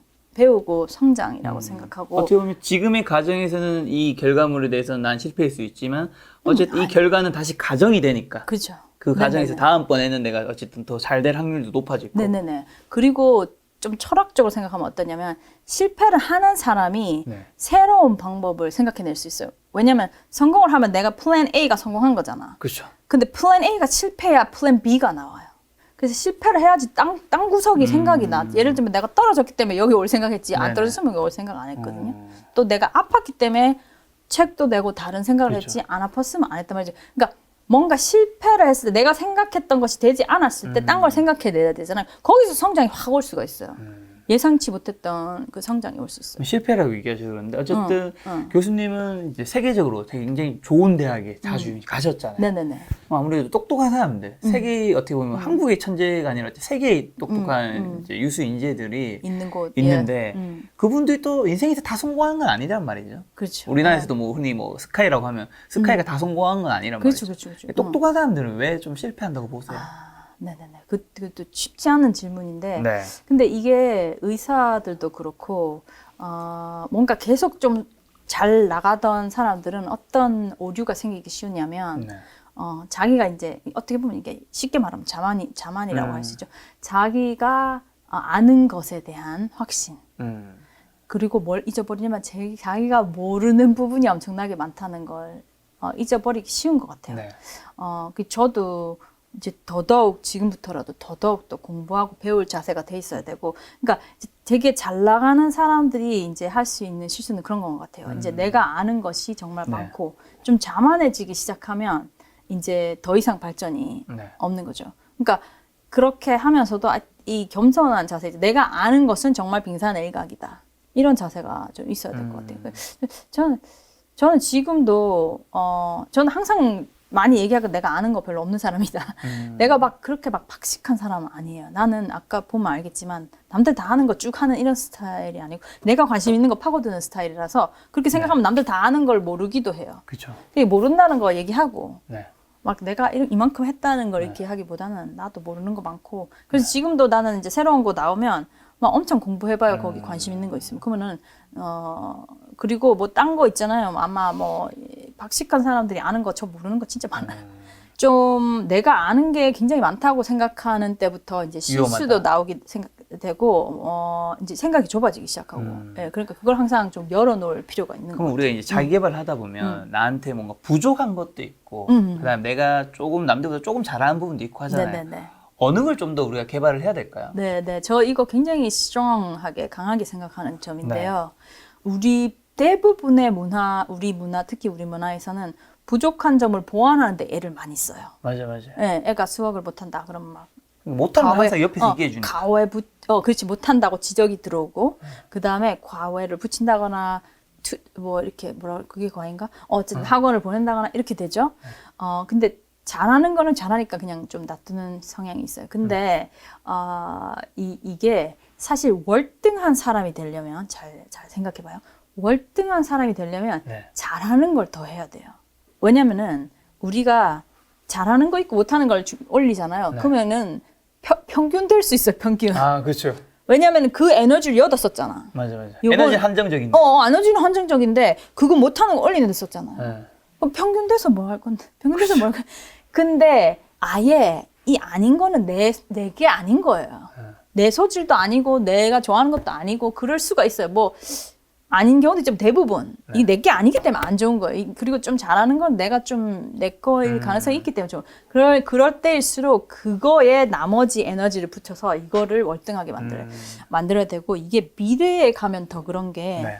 옛날에는 이제 지식을 많이 알고 뭐 이렇게 뭐 골고루 갖춘 사람이 이제 인재였어요. 왜냐면 그런 사람도 잘 없었고 그랬으니까. 올라운드 플레이어를 하던가요? 그렇죠. 그렇죠. 이렇게 다 all around 이게 다 좋은 사람. 네. 근데 인재는 그런 거 필요 없어요. 이게 일반적인 지식이나 일반적인 능력은 이제 막 AI도 나오고 그쵸. 이거는 뭐 구글 치면 다 나오고 필요 없어요. 그러니까 뭔가 specific 정말 특정한 거를 월등하게 잘하는 사람이 딴 거 안 되잖아요. 상관 안 해도 딴 거는 딴 데서 다 보완이 다 돼. 이 컴퓨터 같은 걸로. 그러니까 다 잘할 필요가 없고 오히려 그 에너지를 여기다 쓰면 되고 미래에는 점점 더 그런 인재가 더 필요해요. 스페시픽한, 제너럴한 탤런트가 아니고 스페시픽한 탤런트를 정말 잘하는 사람. 그러니까 제가 부모님들한테 항상 얘기하거든요. 애가 엉뚱한 것 같더라도 좀 재능을 보이면 차라리 그거에다 시간을 더 보는 게 낫지. 이렇게 다른 거 올려서 평균 만들려고 하지 말자.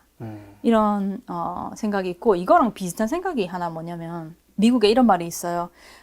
물고기를 나무 타는 능력으로 잰다면 그 물고기는 평생 바본 줄 알고 살아갈 거다. 그런 말이 있어요. 이게 현대 교육을 얘기하는 거예요. 현대 교육이 성적 좋은 애들이 다 좋은 거잖아요. 그렇죠. 그러니까 이제 근데 우리 애들은 물고기도 있고 하마도 있고 호랑이도 있고 원숭이도 있는 거예요. 애들의 적성과 그 재능과 애들도 그렇고 사람도 그렇고 적성과 강점과 약점이 다 다른데 우리는 너무 성적에만 그렇죠. 나무만 타라고 그러는 거예요. 그 물고기 입장에서 나무 타락하면 어떻겠어요? 못하죠. 평생 못하기도 못하고 괴롭기도 괴롭고 자기 바본 줄 알잖아요.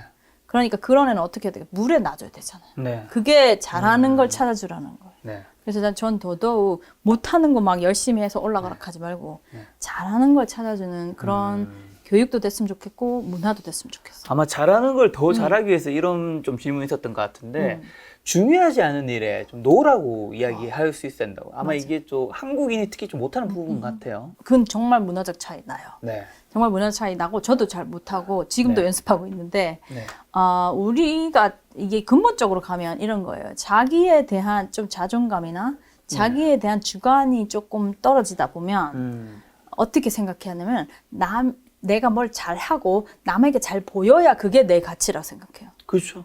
그렇게 해보면 내가 내 자체가 가치 있다고 생각 안 하고 그러다 보면 노를 못하는 거야. 특히 뭐 상사가 말했다 이러면 찍소리도 못하고 이제 노를 못하게 되는 거예요. 그리고 친구가라도 그래요. 친구라도 뭐 이거 할래 그러면 노를 못하는 거예요. 근데 우리가 아까도 얘기했다시피 모든 에너지가 여러 군데로 분산되면 한 가지를 잘 할 수가 없어요. 요즘 제가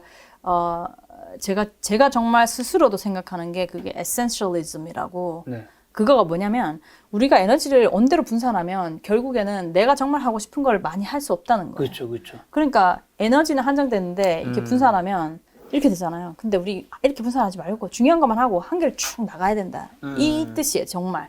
중요한 거를 열심히 해야 된다. 근데 중요한 걸 열심히 하려면 좀 싫다 없거나 나한테 중요하지 않은 거는 거절해야 된다. 이거를 근데 저는 시계 아프면서 어떻게 반강제적으로 배운 거예요. 왜냐면 옛날에 에너지 100%였으면 이제 에너지가 막 10%, 20%밖에 안 되는 거예요. 그러니까 옛날에 할 수 있던 걸 다 못하게 된 거예요. 그래서 진짜 노하는 방법을 배웠어요. 그렇게 해야지만 자기에게 진짜 중요한 걸 하게 되는 거예요. 안 그러면 어떻게 되는지 아세요?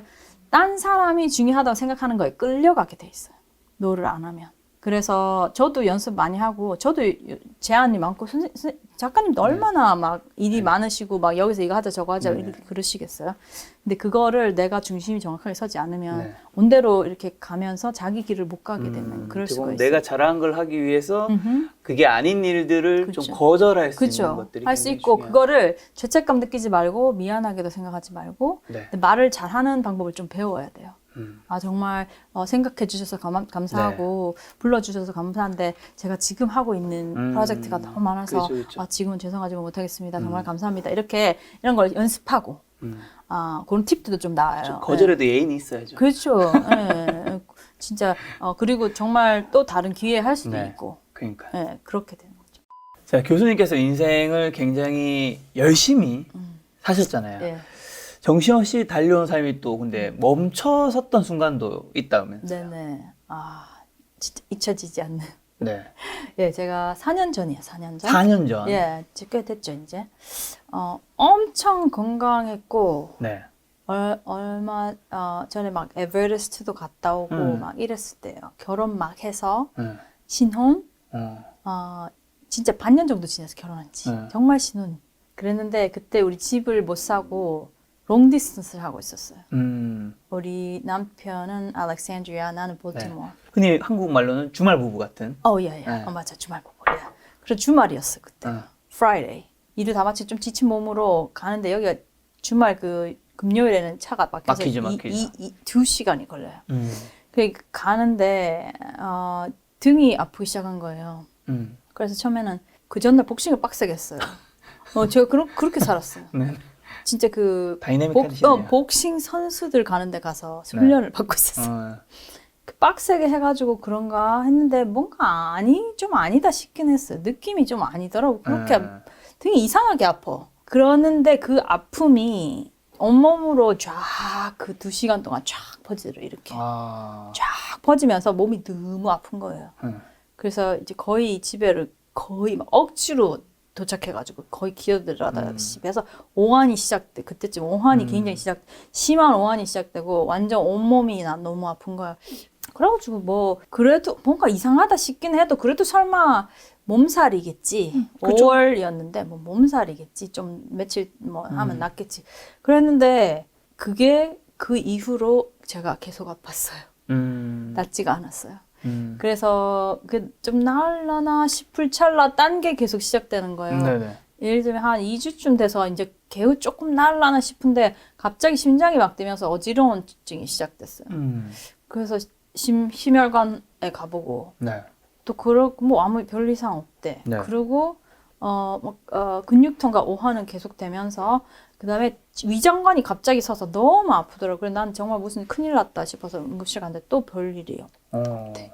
그리고 그러고 나서 또 한 몇 주 있다가 머리가 너무 아프고 토할 것 같은데 MRI 찍어도 별 이상이 없대. 그런 이제 이상한 것들이 하나씩 나타나는 정말 황당한 시간이었어요. 나도 의사죠. 남편도 의사죠. 존스 홉킨스에 있잖아요. 온갖 의사하고 병원 검사는 다 해봤어. 근데 병명을 알 수 없다. 병명을 알 수 없다는 거. 그러니까 다들 뭐라 그러냐면은 우울증 아니네. 정신과 교수. 나한테. 근데 나가 정말 제가 우울증을 잘 알잖아요. 그러니까 내가 우울하지 않았어요. 나는 이 병을 빨리 찾아서 고쳐서 제대로 우울함이 없었어요. 우울함이 없었는데 이제 내가 아파서 못 일어나는데 몸에 증상이 없으니까 우울하다고 생각한 거예요. 그렇죠. 너무 억울하더라고.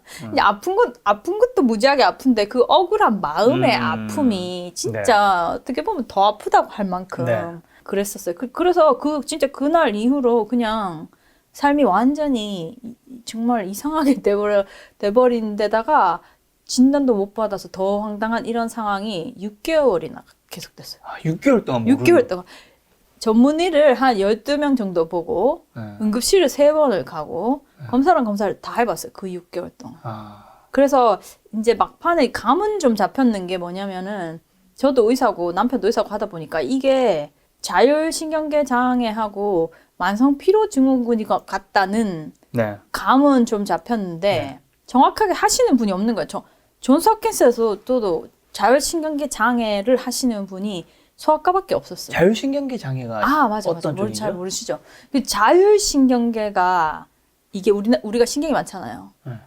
중추신경, 말초신경. 근데 자율신경은 뭐냐면은 자율적으로 돌아가는 애들을 조절하는 애예요. 예를 들면 심박동, 호흡수, 위장관 운동, 동공수축, 뭐 호르몬 이런 건 내 마음대로 못 하잖아요. 그렇죠. 자연스럽게 되고 있는.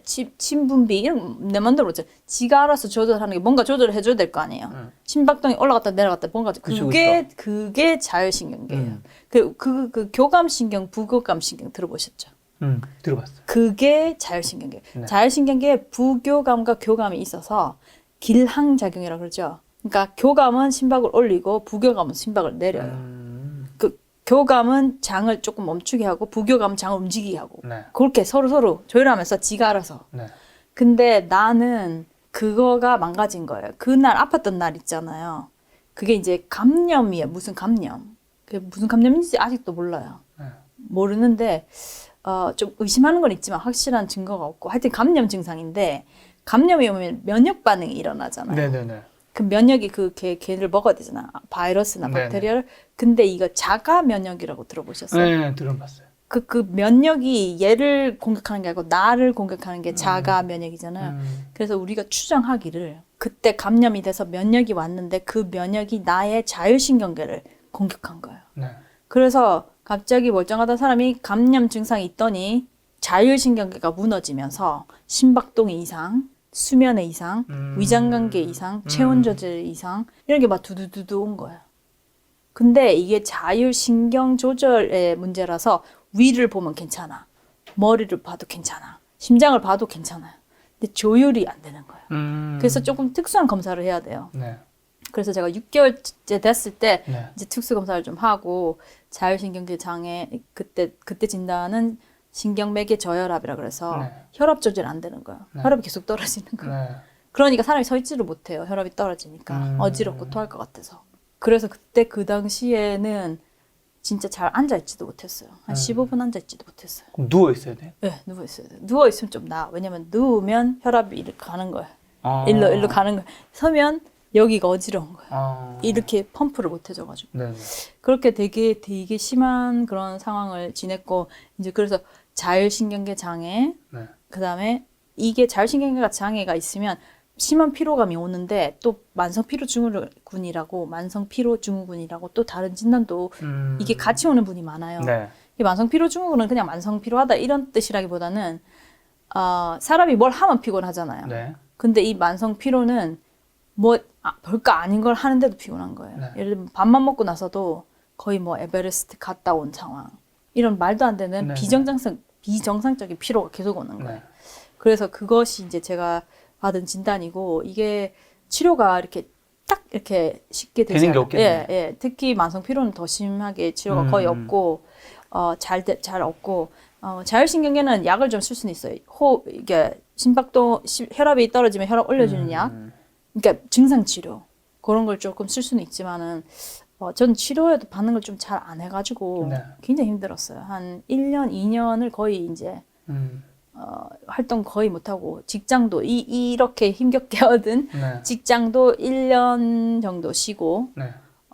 한국에 와서 남편 놔두고 한국에서 이제 왜냐면 밥 챙겨 먹지도 못할 정도가 돼가지고 한국으로 와서 대구에서 있었잖아요. 엄마가 밥 해주고 엄마가 양말 갖다 주고 이런 상황.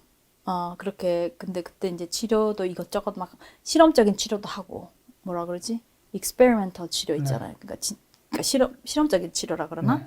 그러니까 진짜 정립된 치료 아니지만 네네. 있잖아요. 이런 것도 해보고 네. 그런 것도 해보고 해서 많이 회복돼가지고 1년 반 정도 만에 직장으로 네. 다시 갈 수 있었어요. 예. 정확한 병명이 병명이 이제 자율신경계 장애인데 자율신경계 장애 안에 여러 가지 좀 특수도 이제 이제 스페시픽한 병명이 있을 수 있는데요. 제일 흔한 게 그 기립성 빈맥 증후군이에요. 제가 초기에는 기립성 빈맥 증후군 진단이 있었고 그 이후에 다른 또 검사를 했을 때는 신경맥의 저혈압이 나왔어요. 근데 우리 선생님 소견으로는 내가 기립성 빈맥 증후군과 제일 네. 맞다 이렇게 말하는데 하여튼 이런 애들이 다 자율신경계 장애예요. 네, 그리고 만성피로 증후군. 어떻게 보면 인생에서 완전 성공 가도로 가고 있다가 네. 결혼도 하고 차가 한번 전복된 거잖아요. 네, 그렇죠. 그러면 그렇게 됐을 때 좀 어떻게 보면 인생이 멈춰진 거잖아요. 네. 그때 좀 무슨 생각이 네. 드셨나요? 진짜 인생이 말 그대로 멈췄어요. 제가 엄청 에너지 많고 막 뭐 하여튼 막 아까 말했던 그 중요한 것만 한다의 반대막 있잖아요. 온갖 걸 다 한다는 사람이었어요. 온데를 다 했어요. 네. 그러다가 일어나지 못하는 상황이 되니까 할 게 하나도 없다. 진짜 그 말 그대로 딱 멈춘 거예요. 누워서 할 수 있는 일이 뭐 있어요? 딱히 많지 않죠. 내가 계속 궁리했거든요. 근데 정말 사람이 휠체어로 탈 수 있어야 뭘 하지. 그렇죠, 그렇죠.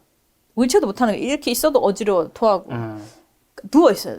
난 좀 낫고 누워서 할 수 있는 게 없더라고. 그래서 내가 되게 싶었어요. 나갈 수도 없고 사람도 누워서 만나야 되고 이 뭐가 안 돼. 아무것도 안 돼.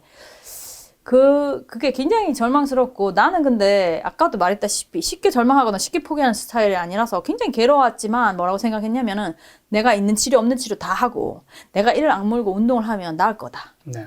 나아질 수 있다. 난 딴 사람이 다 안 낫는다 그래도 난 나을 거다. 이렇게 생각했거든요. 그래갖고 운동을 이런 상황에서 운동하기 굉장히 힘들거든. 근데 조금 기운이 있을 때 계속 운동하니까 걷기 운동도 하고 네.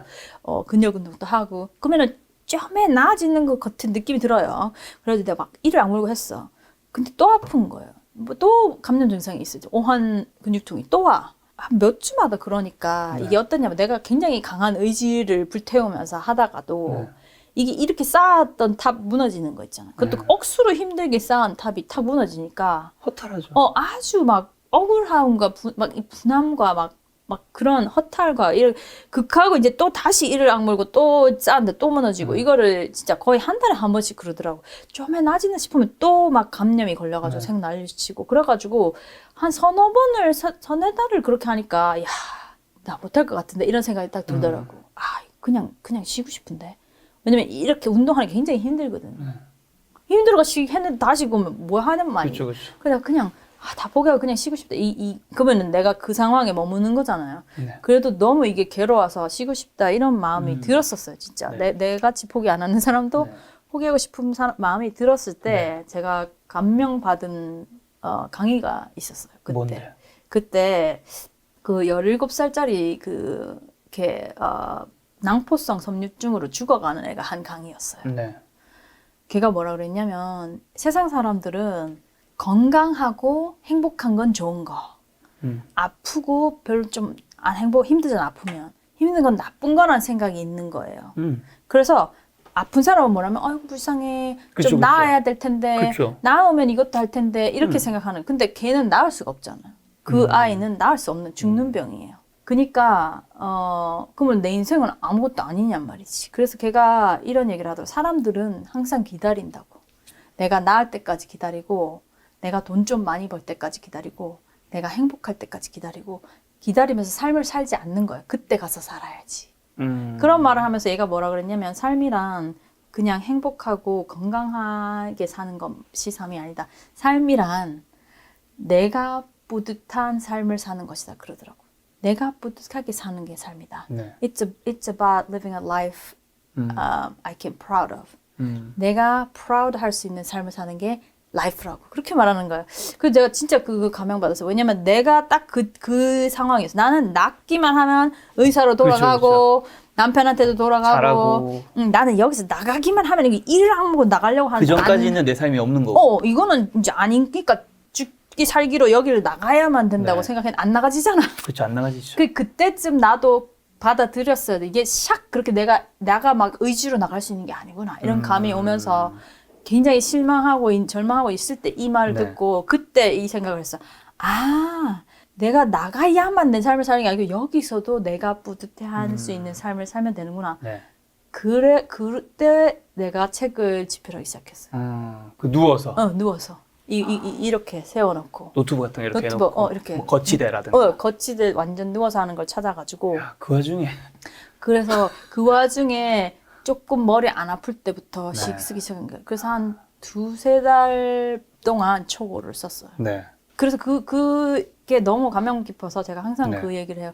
우리가 뭐 하면 내 삶을 살겠다. 뭐 해야만 내 그렇죠, 삶을 그렇죠. 특히 건강해야만 내 삶을 산다가 아니고 만성 질환이 있어도 네. 그 안에서 내가 뿌듯할 선택을 하면 돼요. 네.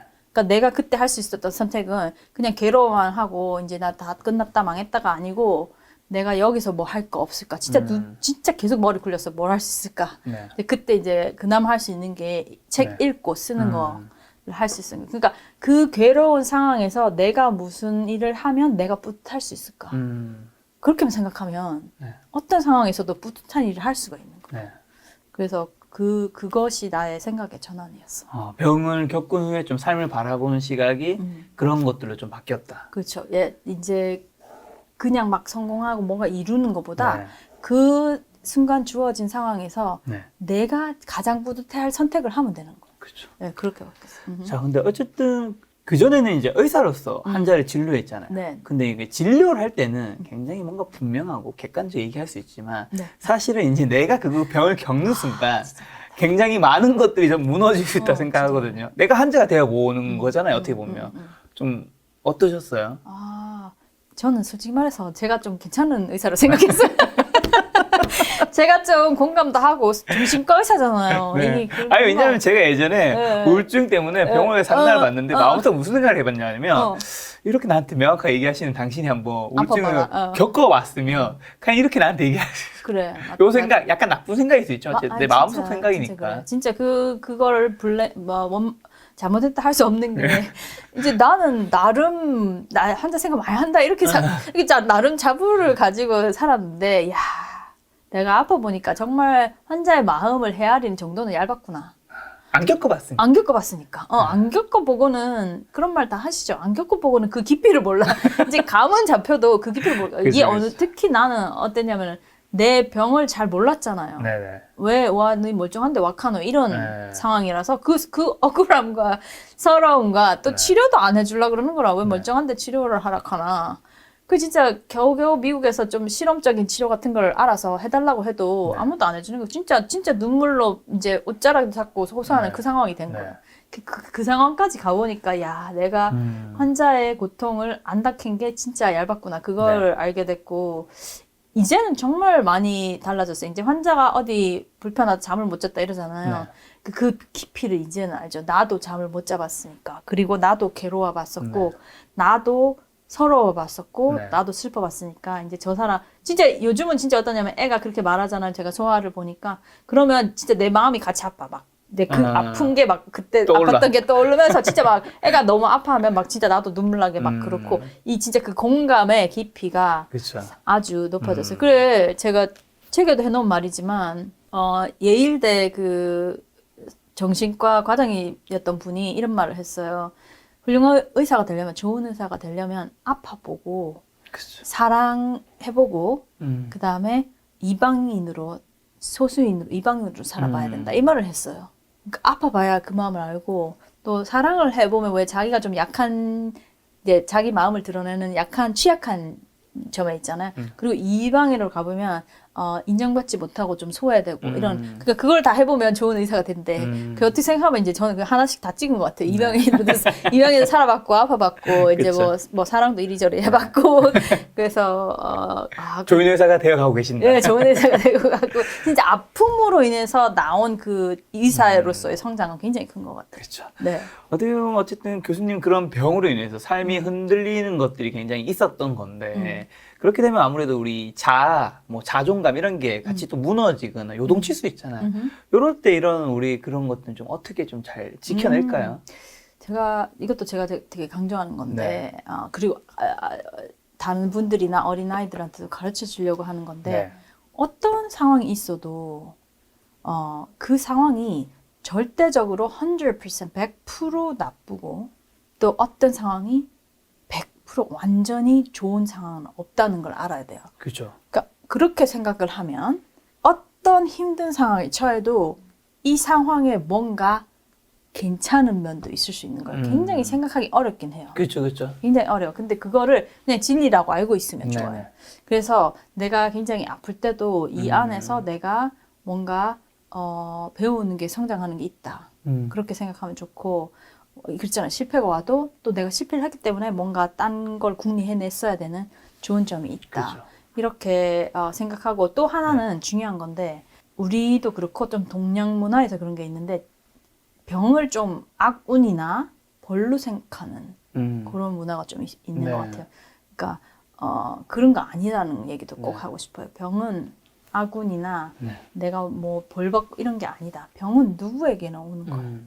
누구에게나 오는 거고 또 이거는 내가 내 스스로의 좀 생각이기도 하지만 제가 이제 종교가 있는 사람이라서 그 뭐라 그럴까 감당할 만한 시험을 주신다 이런 말이 있고 또 시험이 있으면 그렇죠. 길을 주신다 나갈 길을 주신다는 것처럼 내가 이 안에 있지만 뭔가 여기서 배우고 성장할 게 있고 연단이라고 그러죠. 날과 훈련이 되는 게 있고 또 내가 감당할 수 있다. 내가 할 수 있다. 이 안에서 내가 좋은 선택을 하면서 견딜 수 있다. 이렇게 생각하셨으면 좋겠어요.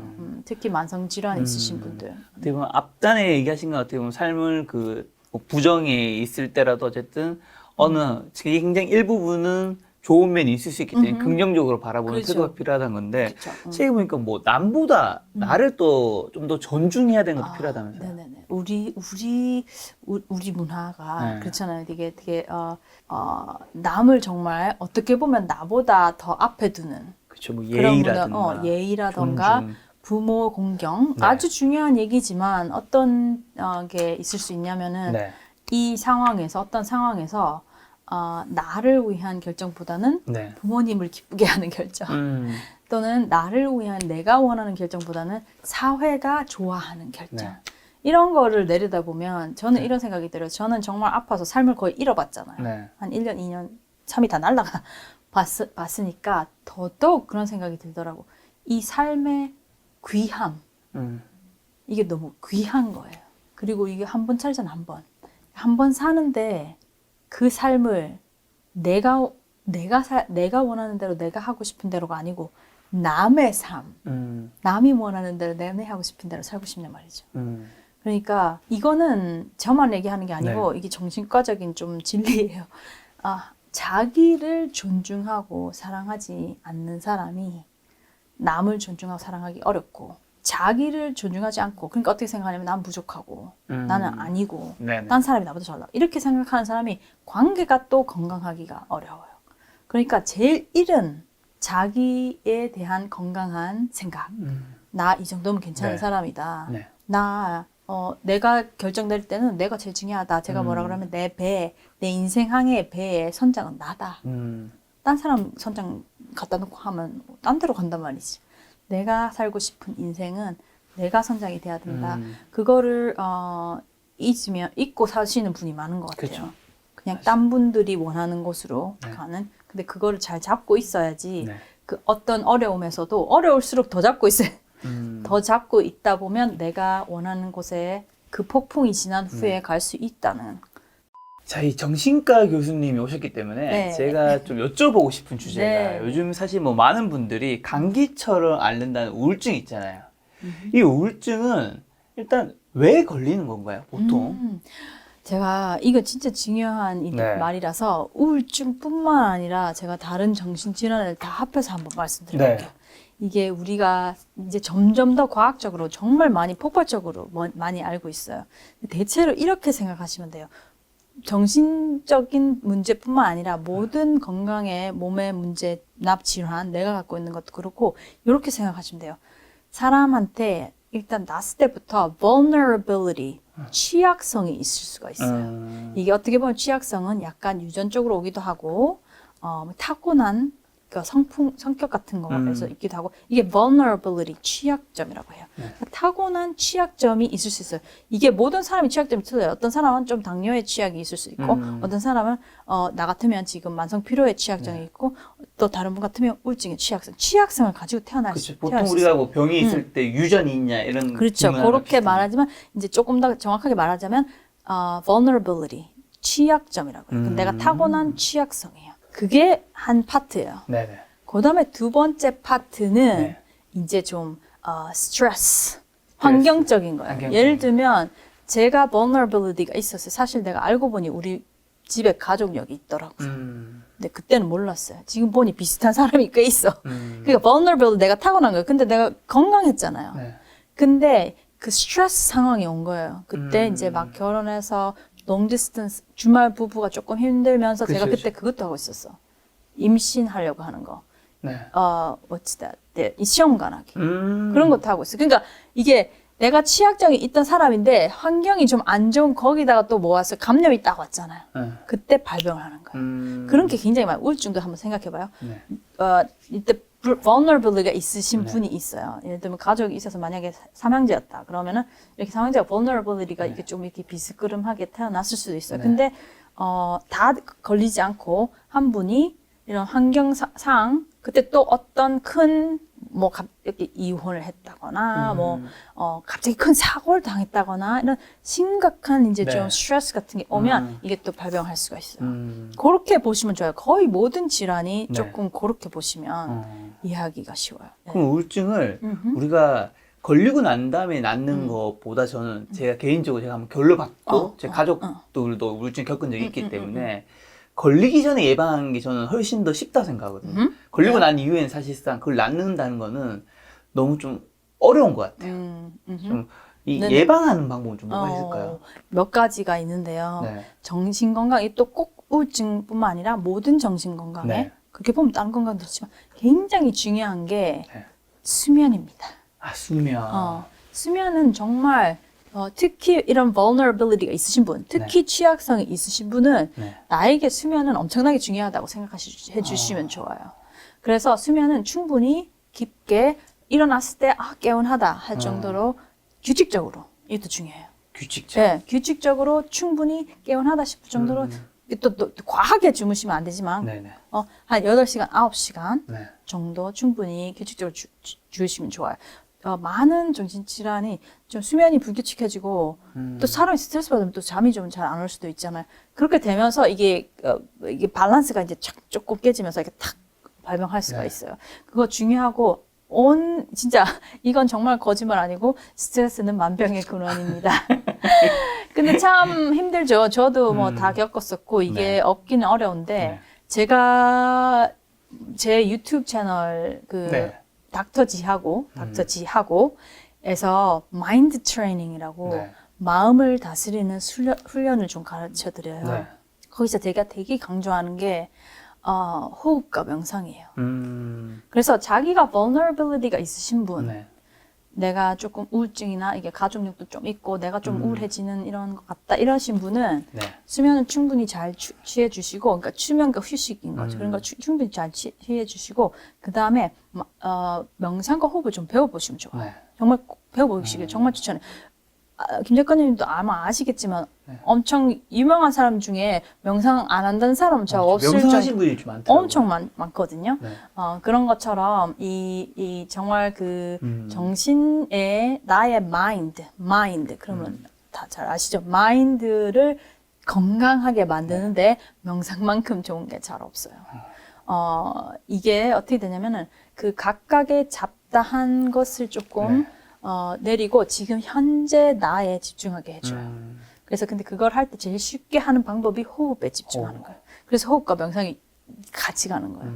그래서 제가 그거를 많이 가르쳐 드려서 거기 마인드 트레이닝 플레이리스트에 보면 제가 계속 호흡을 가르쳐 드려요. 그래서 이게 이제 꼭 호흡뿐만 아니라 다른 걸 할 수도 있지만 결국에 뭐냐면 나의 마인드를 건강하게 하는 게 이게 뭐냐면은 사람이 스트레스 받으면 아까 교감, 부교감 얘기했죠. 교감이 확 올라가요. 그런 상황에 오래 있으면 온몸이 병이 나게 돼 있어요. 이게 그 스트레스 반응이 선생님 아마 아실 텐데 스트레스 반응이 이제 진화론적으로 얘기하면 이 맹수가 내 잡아먹을 상황 되면 교감신이 확 올라가면서 심장이 두두두두 뛰고 근육이 촥 긴장하면서 도망가거나 도망도 못 가면 죽자 사자 싸워야 되는 싸우거나 죽거나 상황이거든요. 근데 우리가 스트레스를 받으면 그 맹수가 내 잡아먹는데도 아닌데도 그 상황이 되는 거예요. 그 상황으로 있는 상황은 머리에도 엄청난 부하를 주는 거고 몸에도 엄청나게, 그러니까 그 상황은 잠깐은 할 수 있지 살기 위해. 그게 계속된다. 우리 삶이 그렇잖아요. 이 스트레스가 계속돼 이래버리면 이런 것들이 다 망가지기 굉장히 쉬워요. 특히 그런 정신질환의 취약점이 있으신 분은 이런 스트레스가 지속돼 버리면 이제 딱 올 수가 있는 거예요, 병이. 자, 그럼 우리가 우울증을 이제 그런 거를 못해서 걸려버렸어요. 그러면 좀 어떻게 해야 좀 나을 수 있어요? 이게 우울증이 그래도 우리가 다른 질환을 생각했을 때 그래도 약이 들으시는 분이 더 많아요. 이제 첫 번째 약이 안 들었다 그러면 두 번째 약 쓸 수도 있고 하지만 약을 한 2번, 3번까지 쓰면 그래도 치료되시는 분이 65%, 70% 이 정도로 보고 있거든요. 근데 모든 분이 통용되는 건 아니지만 통용되는 사람이 꽤 있다. 그렇죠. 치료가 되는 분이 더 많다. 근데 이게 치료라는 게 다른 병도 마찬가지예요. 뭐 당뇨, 뭐 뇌질환도 그렇고 약을 썼을 때 샥 없어진다는 거는 현대의학에 잘 없어요. 그러니까 약을 쓰면 호전된다 이 말은 굉장히 심했던 분이 이제 일상생활하고 괜찮을 정도로 호전된다는 거예요. 그래서 약을 써주시면 좋고, 진짜 정확한 우울증 진단이 나왔다면 약을 써주시는 게 좋고, 그 다음에 굉장히 중요한 게 상담과 정신치료입니다. 그래서 사실 미약한 우울증은 그냥 정신치료만 할 수도 있어요. 그리고 보통 중증 정도 되기 시작하면 네. 이제 약물 치료와 정신 치료를 같이 해주면 네. 좋아요. 저는 정신 치료를 굉장히 강조하거든요. 그래서 근데 우리나라에서 정신 치료는 얼마나 돼 있고 있는지는 잘 모르겠는데 미국 같은 경우는 상담사를 찾기가 어렵지 않아요. 많아요. 그래서 상담사 찾아가면 돼요. 정신 치료도 여러 가지겠지만 네. 아무 정신 치료라도 받는 게 안 받는 게 보다 네. 낫고 그 중에서 좀 더 우울증을 포커스해서 치료하는 정신 치료도 있고 그래서 만약에 우울증이 진단이 됐거나 아니면 상당히 의심된다 그러면 꼭 전문가를 찾아가셔서 이렇게 생각하면 돼요. 나을 수 있는 병인데 치료를 안 하면 얼마나 억울해. 그렇죠, 그렇죠. 그러니까 우울증은 대체로 치료가 되는 분이 더 많다. 제대로 치료하면. 그러니까 꼭 이제 정신과 찾아가서 이제 정신과 찾아가기까지는 뭐 또 모르겠다 이러면 또 상담사를 먼저 찾아가도 돼요. 미국에서는 상담사를 먼저 찾아가는 사람도 많아요. 상담사를 찾아가면 상담사 선생님도 전문가니까 보면 아는 거야. 이 사람 약이 필요하구나. 네. 그러면 정신과로 가세요. 상담사라면 이제 병원에 있는 시도. 게 아니라 예를 들면 한국에서는 바깥에 있는 심리상담센터에 그렇죠. 이제 박사님이나 그런 분들. 그리고 요즘 코로나 때문에 국가에서 보조해주는 상담 선생님도 많으시더라고. 전화도 있고. 그리고 아까 이거는 예방도 마찬가지. 그래서 만약에 좀 내가 나았잖아요. 그러면은 나았어도 완전히 이게 약물도 그렇고 정신치료도 그렇고 쭉 계속 꾸준히 해주는 게 좋아요. 또 정신치료를 좀 미리 해주시면 좀 예방도 할 수 있어요. 왜냐면 자기가 이런 거 힘들었을 때 완전히 무너지지 않고 좀 서포트 해주는 거예요. 그리고 좀 내가 아까 마인드 트레이닝 해드리듯이 그런 상담사들이 이런 것도 해드려요. 이럴 때는 이렇게 생각하고, 이럴 때는 호흡도 하고, 이럴 때는 relaxation, imaginate, 뭐 이렇게 다 가르쳐줘요. 네. 그러니까 그런 거를 효과가 상당히 있다.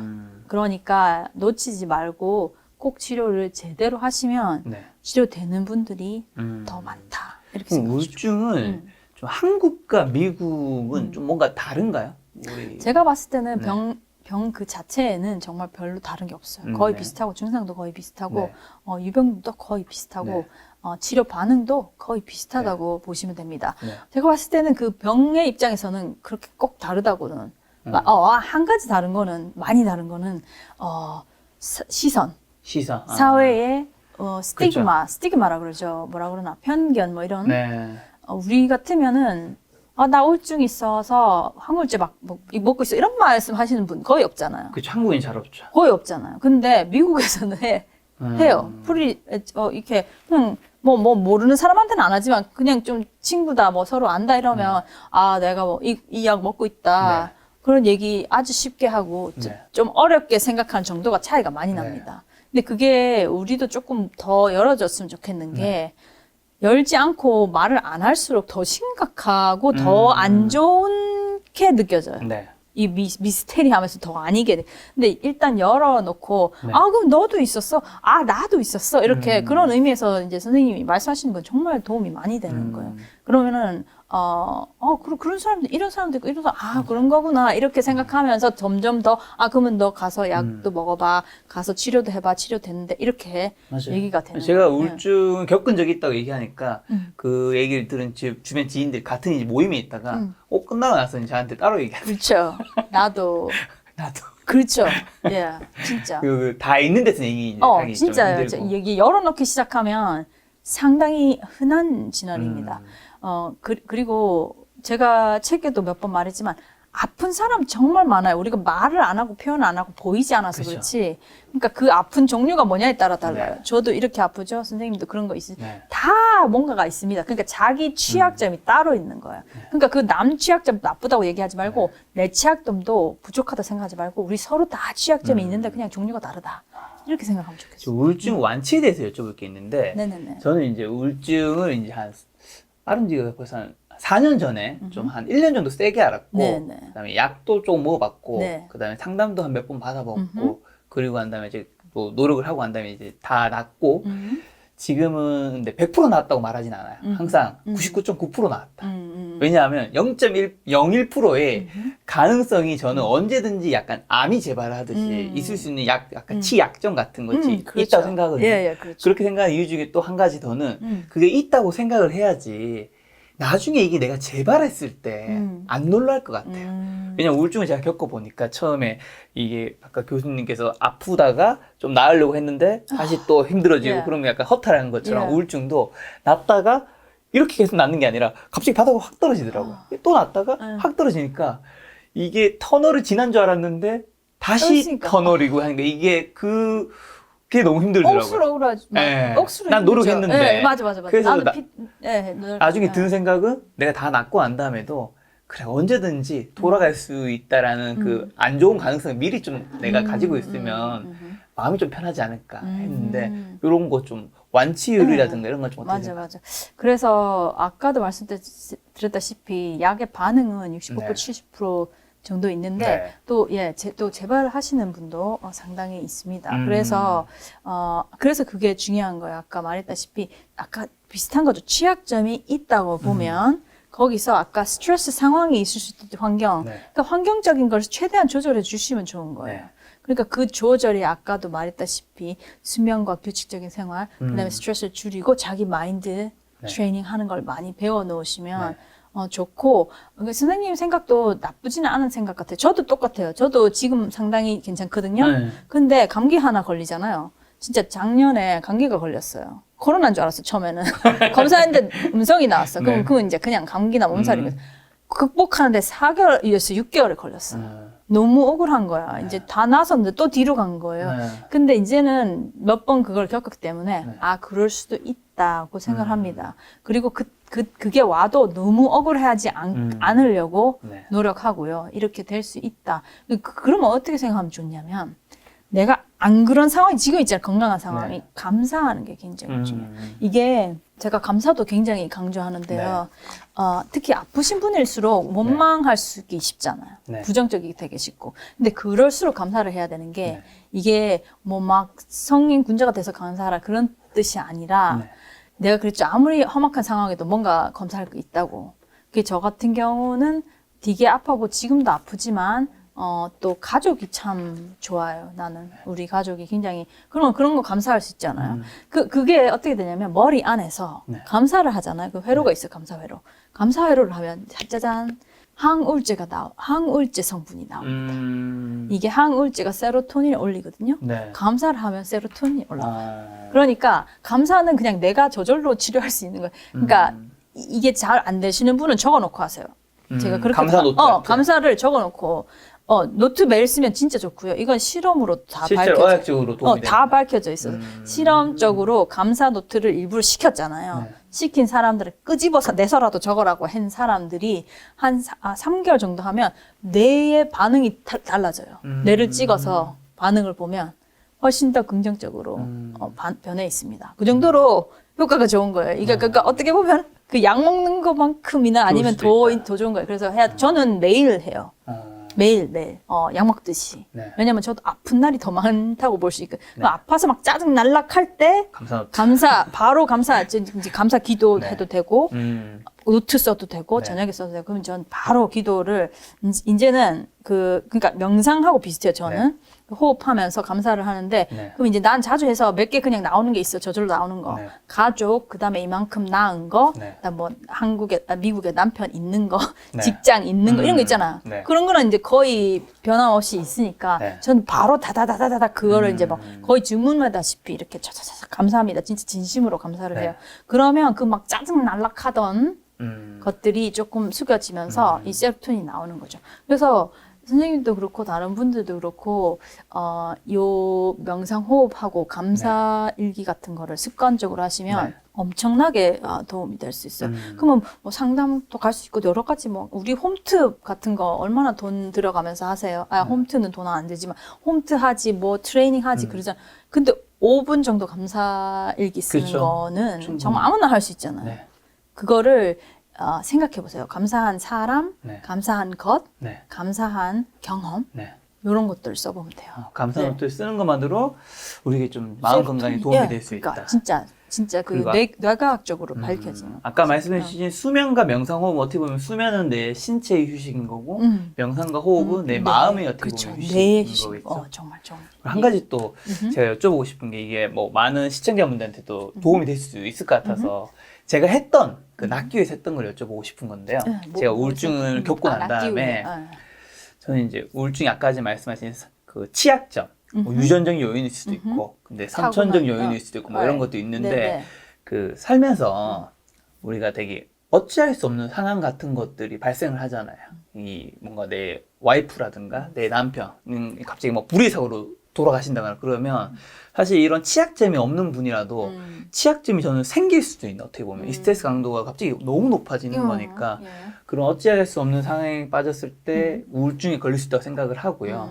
그 다음에 이제 이 어찌할 수 없는 상황에 빠졌다면 사실 이거를 저는 벗어나는 게 사실상 그게 우울증을 낫기 힘든 이유라 생각하고, 왜냐하면 그 사람을 살려낼 수는 없잖아요. 그러니까 어떻게 벗어날 것인가.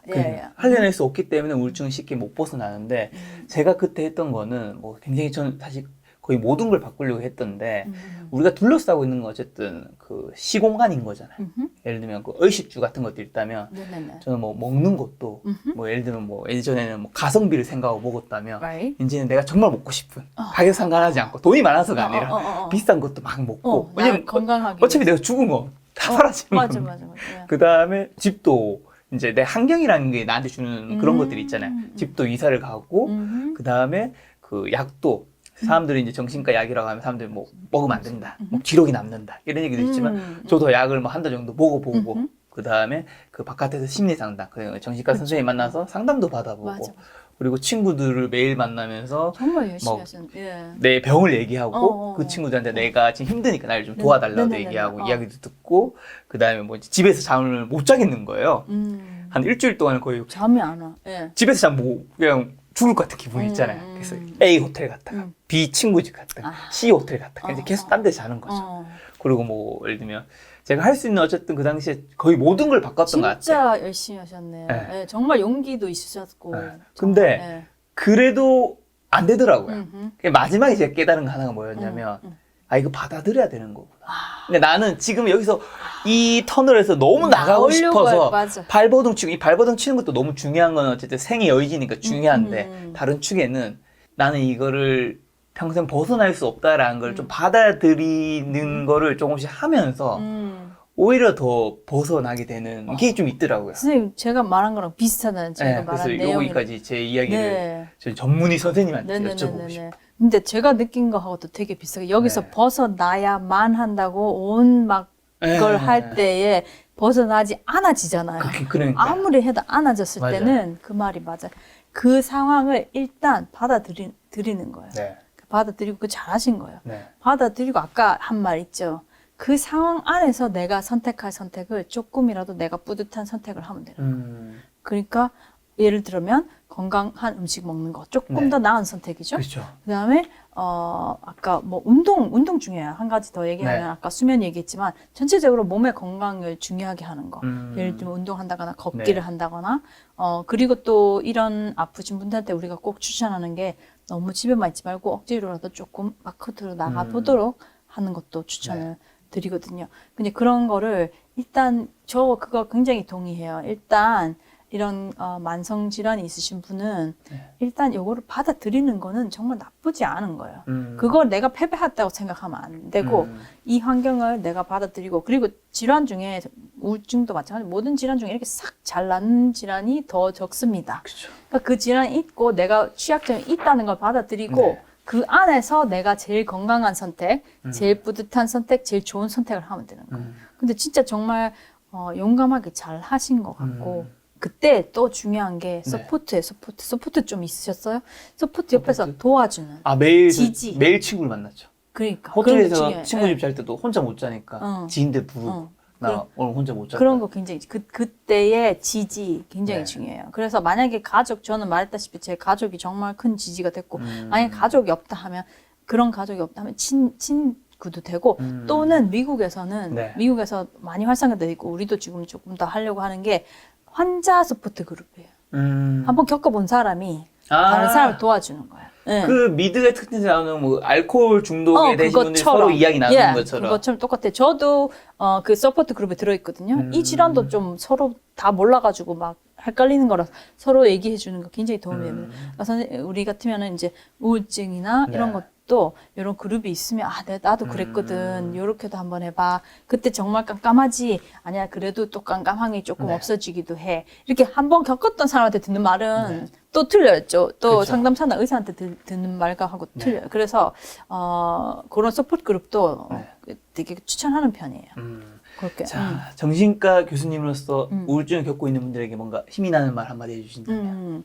아까도 말씀드렸다시피 네. 우리가 모든 사람이 취약점이 있고 근데 그게 다른 거예요. 그래서 저는 이런 취약점이 있고 이제 여러분은 또 우울증 같은 취약점이 있는 겁니다. 근데 그게 그러면 나는 딴 사람 없는 사람보다 나쁜 건가? 그렇지 않아요. 저 딴 사람 멀쩡해 보는 사람 또 딴 거 더 안 좋은 거 있을 수도 있습니다. 그냥 보이지 않을 뿐이거든요. 그러니까 나의 취약점을 나의 나쁜 점으로 가려야 되고 없어야 되는 거라고는 생각하지 마시고 이게 나의 취약점이구나. 그리고 잘 보면 나의 취약점이 있으면 늘 나의 강점도 있습니다. 또 이런 분들이 조금 더 다른 사람을 더 이해해주고 조금 더 마음이 좋은 분들이 또 있을 수가 있어요. 그런 것처럼 자기의 취약점을 절대 악으로 절대 생각하지 마세요. 이게 나의 취약점이고 나를 이루는 한 점이고 그리고 이 안에서 내가 뿌듯한 선택, 내가 잘하는 선택하면 된다. 그러면은 인생 진짜 잘 사는 거예요. 그 인생을 누가 잘 살지 않았다고 하겠어요. 그 인생은 정말 잘 살고 계시는 거예요. 그리고 혹시라도 지금 치료를 전혀 받지 않아 보신 분들은 치료를 그래도 상담이나 약물도 한번 치료를 해보시면 그 힘듦이 조금 덜해집니다.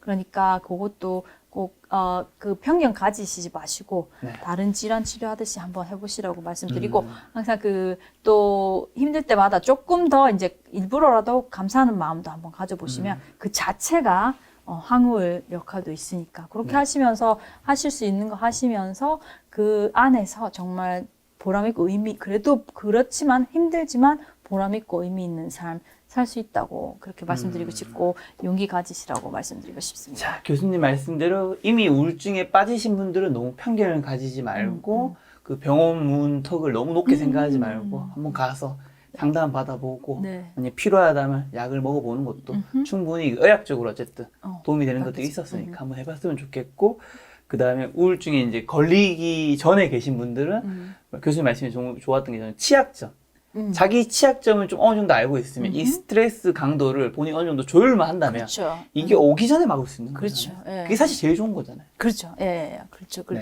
그래서 정신과 몸이 건강하게 유지해주고 내 취약점이 있으니까 그 부분은 특히 중요하게 생각해줘야 돼.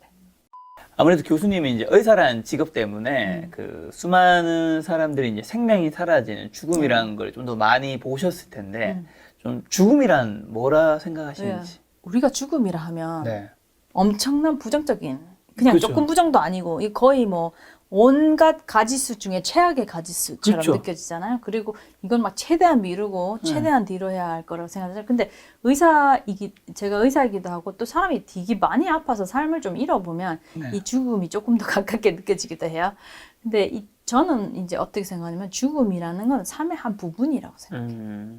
끝에 서 있는 부분이긴 하지만 그것도 굉장히 중요한 부분이라서 우리가 어떻게 죽느냐. 그리고 뭐 갑자기만 또 이걸 지금 알 수 없잖아. 언제 죽을지. 그렇죠. 언제 죽을지 정말 알 수 없잖아. 그래서 어떻게 생각하냐면은 우리가 삶을 잘 살기도 해야 되지만 이 삶을 잘 산다는 게 이제 죽음에 또 한 걸음씩 다가간다는 거죠. 죽기도 잘 죽었으면 좋겠다 생각하고 저는 그 두 개가 굉장히 좀 같은 선상에 있다고 봐요. 그렇죠. 어떻게 살고 어떻게 죽어가야 하는가. 그렇죠. 그러니까 그렇죠. 삶과 죽어가는 게 똑같은 거예요. 어떻게 보면. 본질 같은 질문 같기도. 네, 그렇고 저는 어떻게 생각하냐면은 삶을 잘 사는 것이 내가 아까 얘기했을 그 순간순간 그 자기에게 주어진 삶과 그 시간을 귀하게 생각하고 그 다음에 자기의 그 자기 항해의 그 키를 놓지 말고 자기가 원하는 대로 가잖아요. 자기가 뿌듯한 삶을 살잖아요. 그럼 후회가 아까 말했잖아요. 덜하다고 했잖아요. 그런 삶을 살았을 때 죽음이 언제 오건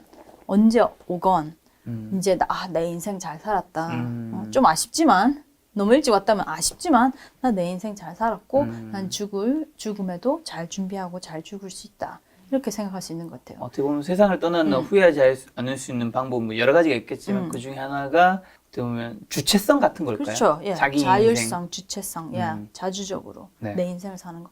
저는 그게 제일 후회될 것 같아요. 내가 만약에 내 인생 살지 않고 네. 다른 사람의 기준에 맞춰서만 살아서 남 보기엔 번드르르 했을지 모르겠지만 내 네. 삶이 죽음이 다가온다면 네. 엄청 아쉽고 후회될 것 같아요. 그러면 이제 우리 요즘에 그 세상에서 참 중요한 게 네. 돈인 세상이 된 것 같아요. 네. 그 작년 코로나 이후로 재테크가 열풍이기도 했지만 특히 어쨌든 미국도 그렇고 한국도 그렇고 다 자본주의 세상이니까 네네. 이 사람이 몸에 있는 피가 돌아야지 사람이 살 수 있지만 이 자본주의에서는 삶에는 돈이 피라고 하잖아요. 그 그렇죠. 돈보다 중요한 유산은 교수님 뭐라 생각하세요? 저 답이 있어요. 네. 제가 생각하는 돈보다 중요한 유산은 가치입니다. 가치. 예. 간단하게 생각하면 네. 우리가 자녀에게 돈을 많이 물려주고 싶잖아요. 그렇죠. 그죠? 근데 그보다 더 좋은 걸 물려주려면 가치를 물려주면 좋은 거예요. 어떤 이게 가치? 예를 들면 가치는 뭐냐면 네. 인생을 살아갈 때 네. 이 항해의 나침반 같은 거예요. 그 그 애한테 돈을 이제 배를 타고 가는데 돈을 많이 줘. 양식이랑 이런 걸 많이 줘. 그러면 애 안 굶어 죽고 살 거 아니에요? 그 배? 근데 어디로 가면서 어떻게 살 건지는 내가 안 가르쳐 준 거잖아. 네. 돈을 준 거잖아. 네. 근데 애가 이제 우리 자식이 배가 있어. 음. 근데 내가 딴 걸 모르겠고 나침판을 주면서 어떻게 네. 보는지를 가르쳐 줘요. 네. 그게 가치인 거예요. 음. 그러니까 제가 중요하게 생각하는 가치는 뭐 정직, 성실, 배려, 기여 뭐 이런 거 있거든요. 네. 그런 걸 가르쳐 줬어. 그럼 애가 이제 제대로 하면서 열심히 하면서 남도 도우면서 기여하면서 살아. 그 사람하고 그다음에 이제 돈을 많이 주고 가치를 안 준 사람하고 그러면 그 안에서 먹고 살고는 상관없겠지만 이 배는 정말 표류하는 거예요. 그럴 수 있죠. 어느 방향으로 갈지는 안 가르쳐 줬잖아요. 네. 그래서 저는 이 애들도 그렇죠. 근데 나도 애였잖고 이제 어른이 됐잖아요. 나도 똑같은 것 같아요.